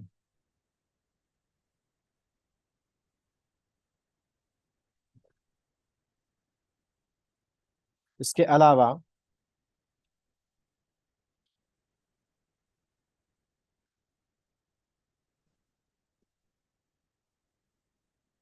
एआई सिस्टम अक्सर उन्हीं जानकारियों से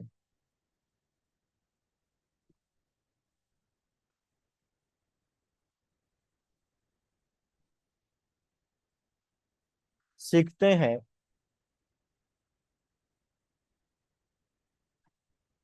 जिनमें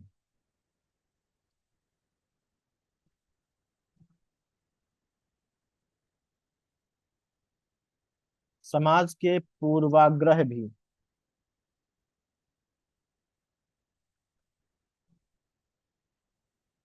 छिपे रहते हैं।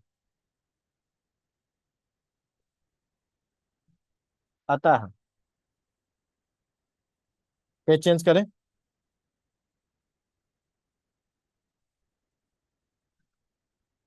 नियोक्ता मतलब एम्प्लॉयर। सर एक मिनट रुक जाओ। अभी अभी अभी हम लोगों ने जब देखा था कि डीप सेक सीक जब आया था, डीप सीक किसका है? चाइना का है ना? तो डीप सीक से जब किसी भी और बारे में सवाल दो करो तो उसका जवाब देता था, लेकिन डीप सीक से अगर चाइना के बारे में कोई कंट्रोवर्शियल सवाल पूछो तो वो जवाब ही नहीं देता था। क्यों? क्योंकि डीप सीक को इस तरीके से बनाया गया था जिससे कि वो चाइना के बारे में किसी भी कंट्रोवर्शियल सवाल का जवाब दे ही ना। तो इससे क्या साबित हो रहा है कि आर्टिफिशियल इंटेलिजेंस को इस तरीके से ट्रेन किया जा सकता है जिससे कि वो बायस्ड हो जाए, जिससे कि वो पक्षपातपूर्ण रहे, है ना?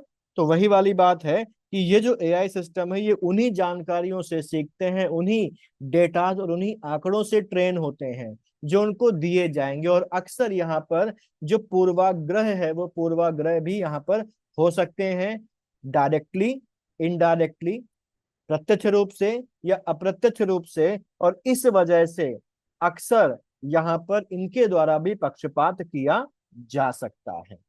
ठीक, तो इस पक्षपात के होने के चांसेस भी यहाँ पर बने रहते हैं आर्टिफिशियल इंटेलिजेंस के साथ भी। क्लियर? चेंज करें पेज अब।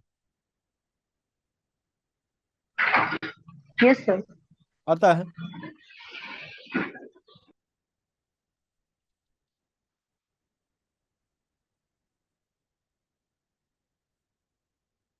अनजाने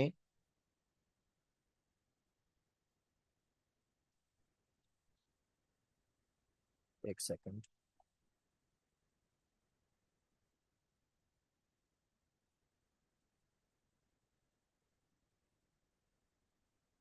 पक्षपात के मामले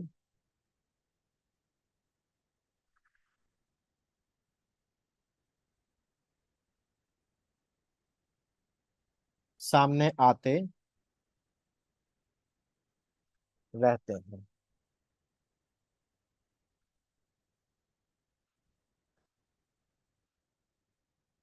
ठीक है, ये हो गया। अच्छा, इसमें कुछ और एडिशनल पॉइंट दो तीन रिपोर्ट्स वगैरह हैं, उनको आप नोट कर लीजिए जिससे कि आप उनका भी मन चाहे तो यूज कर सकते हैं। तो उसको मैं रेड से लिख रहा हूँ।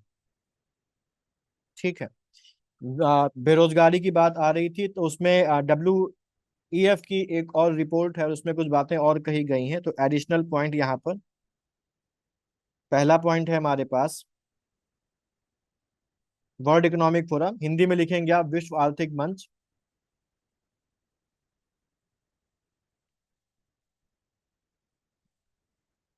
की रिपोर्ट के अनुसार अनुसार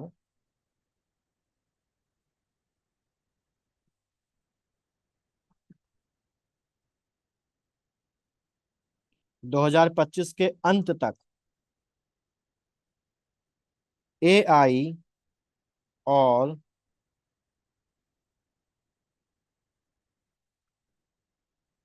ऑटोमेशन के कारण 8.5 करोड़ नौकरियां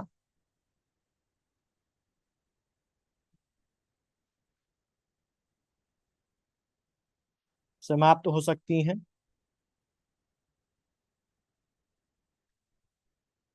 हालांकि इससे 9.7 करोड़ नई नौकरियां भी उत्पन्न होंगी।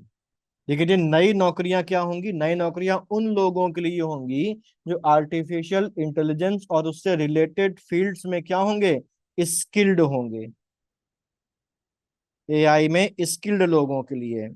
तो यहाँ पर 8.5 करोड़ लोगों की जो नौकरियां जा रही हैं वो लोग हैं जो आर्टिफिशियल इंटेलिजेंस और उससे संबंधित चीजों के साथ तालमेल नहीं बैठा पाएंगे। और 9.7 करोड़ नई नौकरियां जो उत्पन्न होंगी, ये दिख तो रहा है कि नौकरियां बढ़ रही हैं, लेकिन ये 8.5 करोड़ लोगों के लिए नहीं बढ़ रही, क्योंकि इनका इनमें जो ट्रांजिशन होगा वो उतना इजी नहीं होगा, क्योंकि इनके लिए जो ये स्किल्स हैं इनको सीखनी पड़ेंगी। खास तौर से ऐसे देशों में ये और ज्यादा मुश्किल हो सकता है जहां पर जो स्किल डेवलपमेंट प्रोग्राम्स हैं और इस जो स्किल ट्रेनिंग जो इंफ्रास्ट्रक्चर है वो इनसफिशियंट है। वहां पर ये जो ट्रांजिशन होगा, ये ट्रांजिशन जो है वो इजी नहीं होगा। और ये नौकरियां जो बढ़ रही हैं दिखाई तो देंगी बढ़ती हुई, लेकिन इनको पाने के लिए लोग ही अवेलेबल नहीं होंगे। क्यों? क्योंकि वहां पर स्किल्स डेवलप करने के लिए ना तो इंफ्रास्ट्रक्चर होगा और ना ही कोई प्रोग्राम होगा। तो ये यहाँ पर हमें ध्यान रखना है। ठीक है।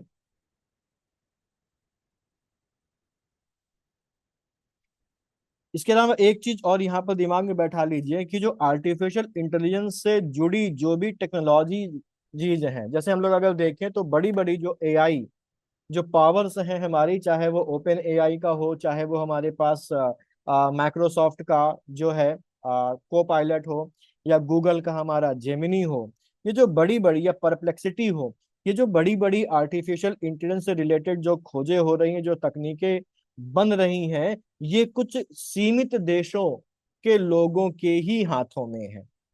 बहुत और अधिकतर जो है वो कहाँ पर बैठे हुए हैं? यूएसए में बैठे हुए हैं, या ऐसे ही डेवलप्ड कंट्रीज में बैठे हुए लोग ही हैं जो इन चीजों को डेवलप कर रहे हैं। तो यहाँ पर एक नया समस्या भी उत्पन्न हो सकती है कि ये लोग पूरी इस आर्टिफिशियल इंटेलिजेंस और ऑटोमेशन बेस्ड जो डिजिटल इकोनॉमी है उसको कंट्रोल करने का काम करेंगे, जिससे कि एक नई समस्या उत्पन्न हो जाएगी। कौन सी समस्या?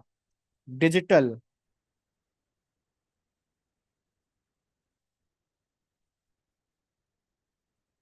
उपनिवेशीकरण की समस्या उत्पन्न हो जाएगी।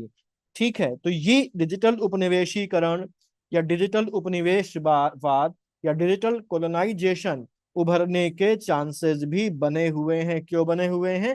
क्योंकि ये जो चीजें हैं, ये जो पावर है आर्टिफिशियल इंटेलिजेंस की, ये सीमित हाथों में है। और ये सीमित हाथ कुछ डेवलप्ड कंट्रीज के में ही बैठे हुए हैं। तो वो इनका फायदा उठाकर दूसरे देशों को डिजिटली कोलोनलाइज कर सकती हैं, उनका बेनिफिट ले सकती हैं, उनका फायदा उठा सकती हैं। ये बात आपको समझ में आ गई ना? ठीक है। Yes sir. Clear?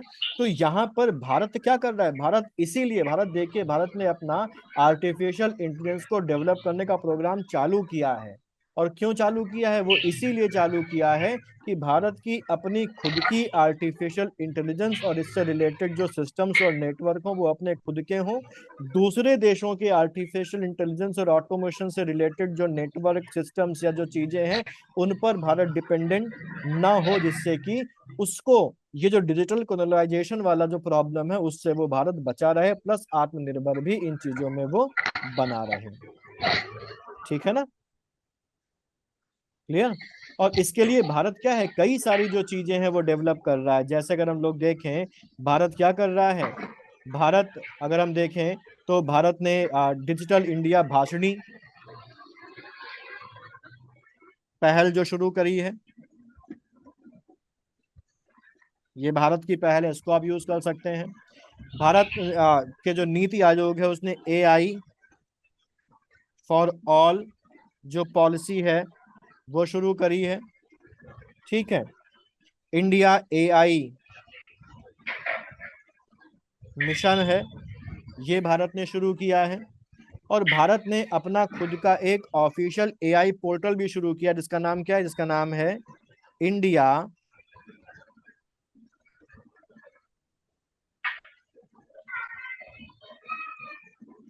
AI.gov.in। Dot in. ये भारत का ऑफिशियल एआई पोर्टल है, ठीक, जिसका उपयोग किस लिए किया जा रहा है? भारत को आर्टिफिशियल इंटेलिजेंस में आत्मनिर्भर बनाने के लिए और दूसरे देशों पर उसकी निर्भरता ना रहे, इसके लिए ये चीजें भारत सरकार के द्वारा शुरू करी गई हैं। तो इनको भी ध्यान रखिए, इनका भी आप उल्लेख कर सकते हैं इंडिया के कंटेक्स्ट में। ठीक है, अब आगे चलते हैं और इसको कंक्लूड करते हैं निबंध को। ठीक है, चलें।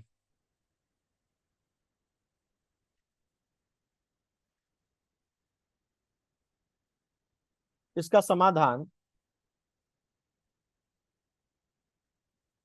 स्पष्ट और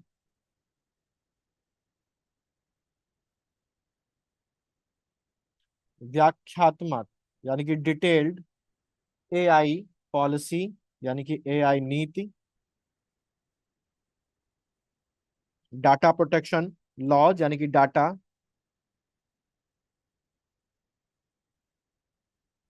संरक्षण कानून की सख्ती, ह्यूमन सेंटर्ड आर्टिफिशियल इंटेलिजेंस यानी कि मानवीय केंद्रित एआई विकास,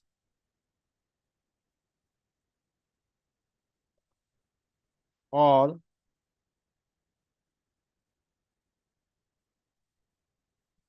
कौशल विकास के लिए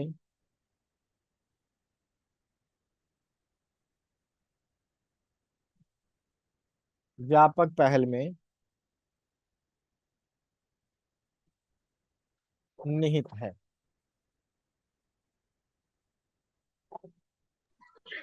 सर प्लीज हाँ 1 मिनट, ये वाली लाइन प्लीज, ये वाली लाइन ना फिर से प्लीज रिपीट कर दीजिए, जैसे वर्बली ना, तो मुझे हाँ, थोड़ा स्पेलिंग का समझ नहीं आया। ठीक है।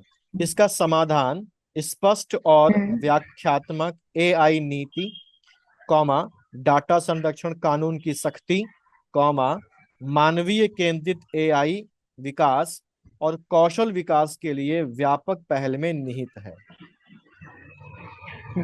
ठीक है, थैंक यू सर। हाँ जी। यदि हम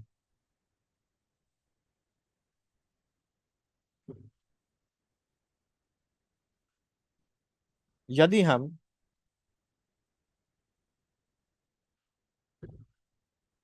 एआई के उपयोग की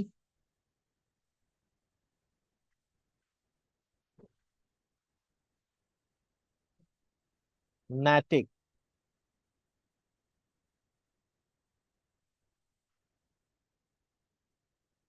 पारदर्शी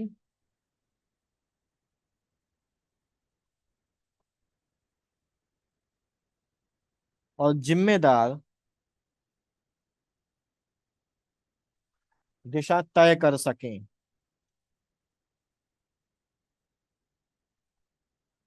कॉमा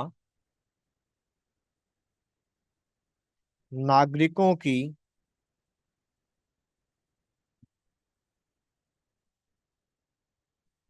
निजता और रोजगार की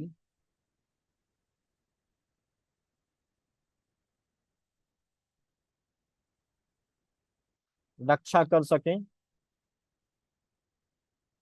तथा सतत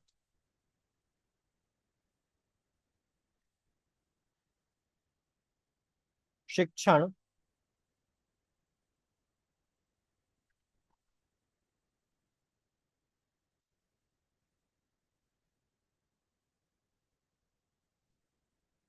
और नवाचार को प्रोत्साहित करें। तो चेंज कर दे पेज। Yes sir.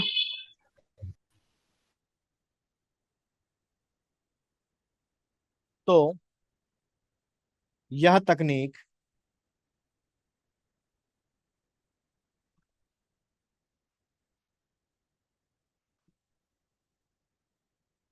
मानवता की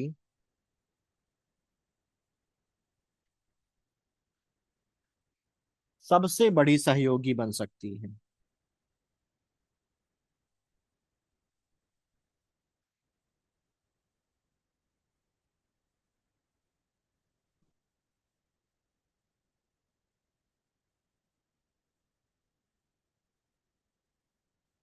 सबसे बड़ी सहयोगी बन सकती है, ना कि शत्रु या प्रतिस्पर्धी। बस खत्म। अंत में अगला पैराग्राफ।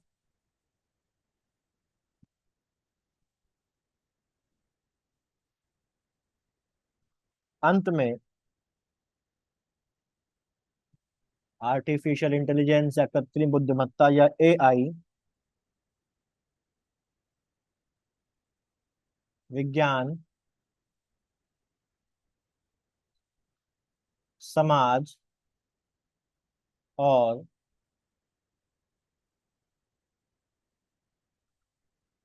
प्रशासन के बड़े हिस्सों में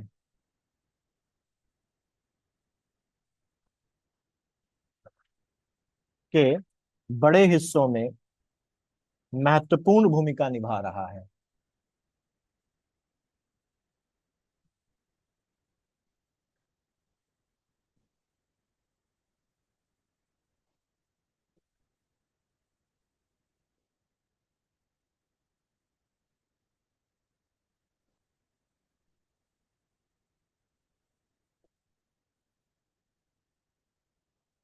महत्वपूर्ण भूमिका निभा रहा है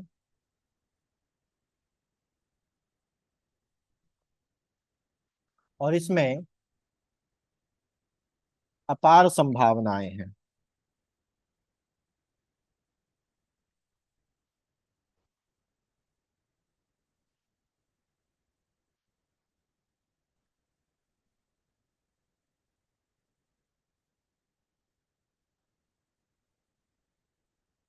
लेकिन इसका स्वरूप पूर्णता सहायक होगा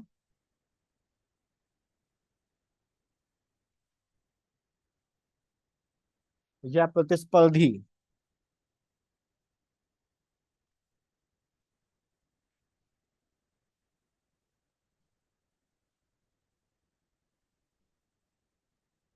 यह हमारे नीति निर्माताओं,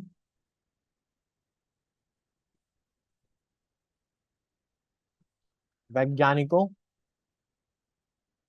और समाज के सामूहिक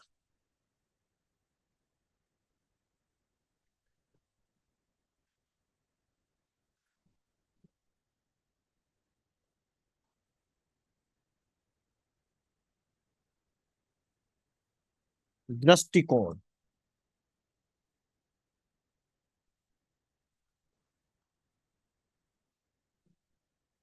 पर निर्भर करेगा। ये हमारे ऊपर है कि हम उसको कैसा बनाना चाह रहे हैं, ठीक है ना। तो अगर हमने जिम्मेदारी,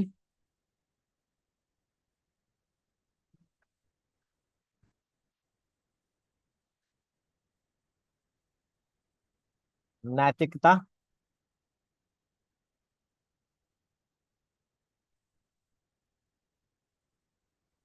और मानवीयता को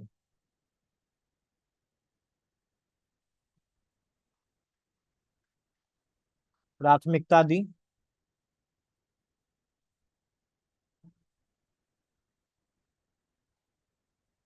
तो एआई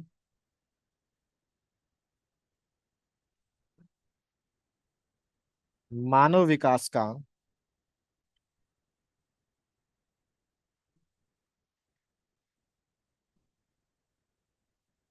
इंजन बनेगा। अन्यथा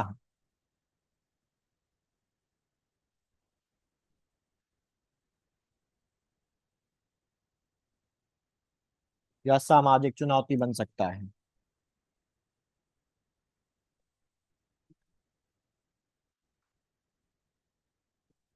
अतः सटीक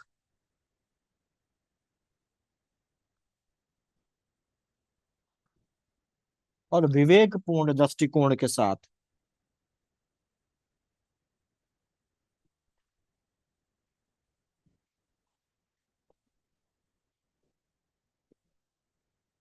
विवेकपूर्ण दृष्टिकोण के साथ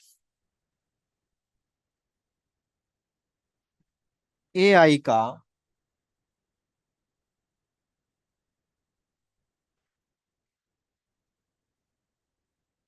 संयमित उपयोग ही मानवता के हित में सर्वोत्तम है।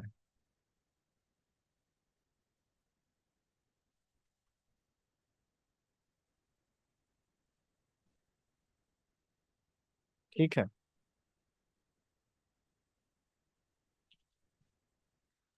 देख लीजिए इसको। सर एक डाउट है मेरा। हाँ बोलिए।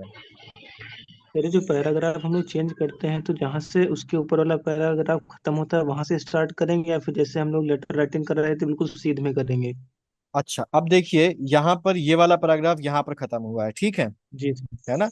तो जी आपके कहने का मतलब है कि जहां से खत्म हुआ यहीं से इसके नीचे से नया पैराग्राफ शुरू करें, जी सर। है ना? नहीं, ऐसा नहीं। नया पैराग्राफ ओके। जब भी शुरू करें तो शुरुआती हाशिए से 1 या 2 अंगुल जगह छोड़कर शुरू करें। ठीक, ओके सर। यहां से नहीं शुरू करना, 1 2 अंगुल छोड़ के शुरू करना, इससे कि पता चले कि वो है। अब अगर हमारा पहला पैराग्राफ ऊपर वाला यहाँ पर खत्म हो रहा तो ये हम यहाँ से ना शुरू करेंगे।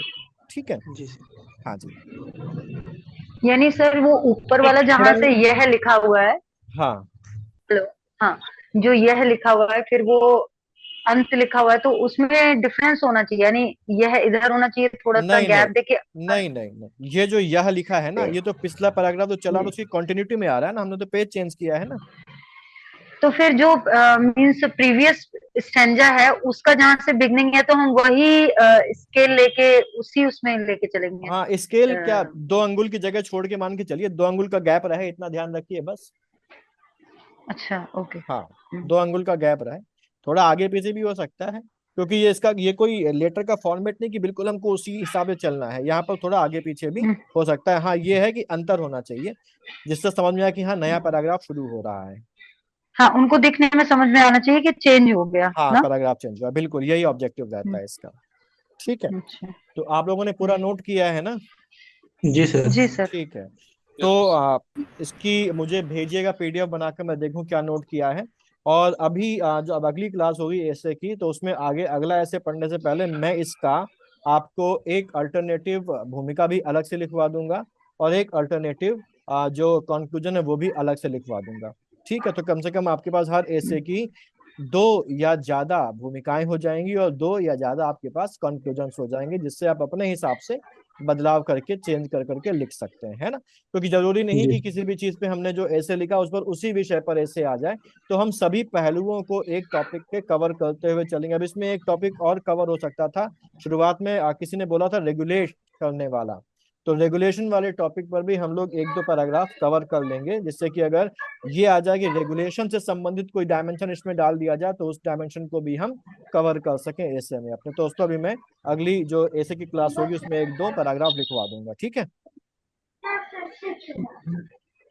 क्लियर? Yes sir. हाँ, कोशिश ये करिए ऐसे को रटने की जगह समझिए और समझ के उसको अपने हिसाब से लिखने की कोशिश करिए। ठीक, इसीलिए मैं इतना सारा ओके आपको इन्फॉर्मेशन साथ में प्रोवाइड करता हुआ चल रहा हूँ कि आप रट्टू तोता ना बने, क्योंकि जब आप सर। एनरिच्ड ऐसे सर लिखेंगे ना। एक हाँ बोलिए।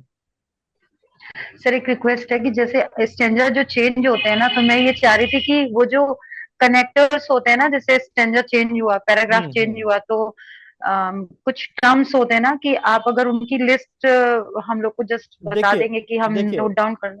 देखिए, ऐसी कोई लिस्ट नहीं है, कुछ टर्म जैसे हम लोगों ने इसके पहले यूज किया, सबसे पहले बात करें, हालांकि, लेकिन, इसी क्रम में, ये जो शब्द हैं, ये जब हम लोग अभी 2 4 ऐसे लिखेंगे ना तो आप खुद ही एफ्लुएंट हो जाएंगे उसमें, है ना? वो आप खुद ही अपने आप समझ लेंगे कि कहाँ पर किस तरीके से इसको हम आगे बढ़ाएं। ठीक है, सर जैसे एक यहाँ पर हम सर लोगों ने क्या कहा, अंत में, तो कनेक्ट हो गया। बोलिए। सर एक डाउट मेरा ये है हम्म कि सर आपने कहा था कि देवनागरी लिपि में हमको यूज करना है, लेकिन सर मान लीजिए कोई वर्ड्स अगर हमारे पास में इंग्लिश में ही है, वो किसी उसका बाहर का हिंदी है या फॉरेन का ट्रांसलेशन है, इस्तेमाल करिए। तो सर जैसे इंग्लिश का बिल्कुल नहीं करना है। हाँ देखिए ना, जैसे हम लोगों ने ये अभी शुरुआत में ये लिखे हैं ना, तो सुंदर जी पिचाई ने या बिल गेट्स ने क्या इसको हिंदी में बोला होगा क्या? या जिनी नो सर रोमेटी ने इंग्लिश इसको हिंदी में बोला होगा क्या? नहीं, हम लोगों ने उसका हिंदी ट्रांसलेशन यूज किया है। अब जी सर। जैसे सुंदर पिचाई ने जो बोला है, अगर हम देखें तो सुंदर पिचाई का जो हम लोगों ने यहाँ पर लिखा है, बेसिकली उन्होंने क्या बोला है, उन्होंने बोला the future of AI is not about replacing humans, it is about augmenting human capabilities. इसको हम लोगों ने हिंदी में ट्रांसलेट करके लिख दिया कि एआई का भविष्य इंसानों की जगह लेना नहीं, बल्कि इंसानी क्षमताओं को बढ़ाना है।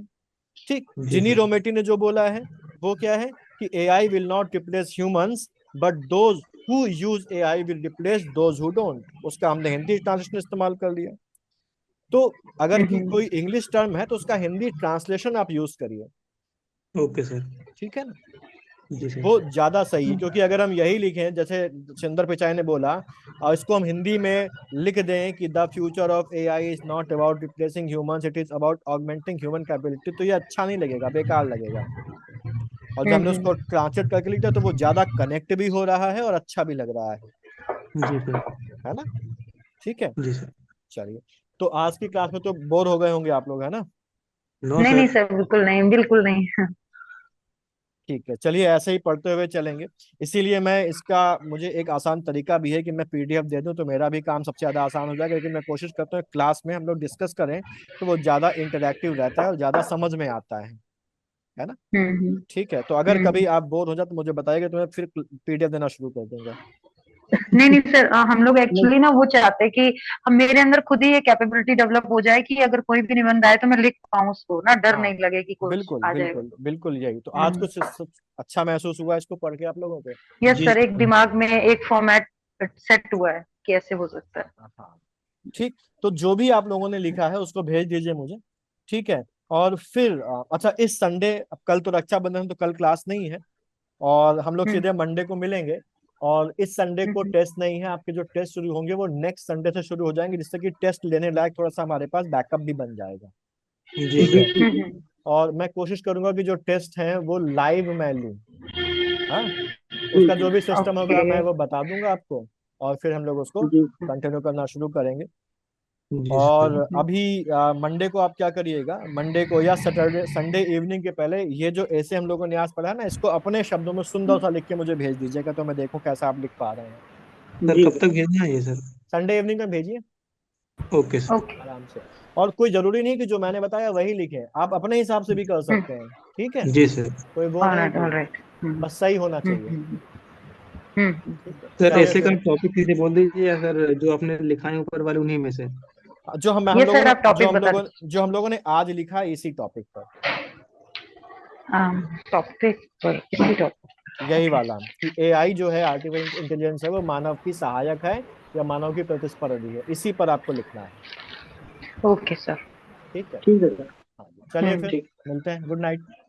Okay good sir. Night, thank you sir. Welcome, good night.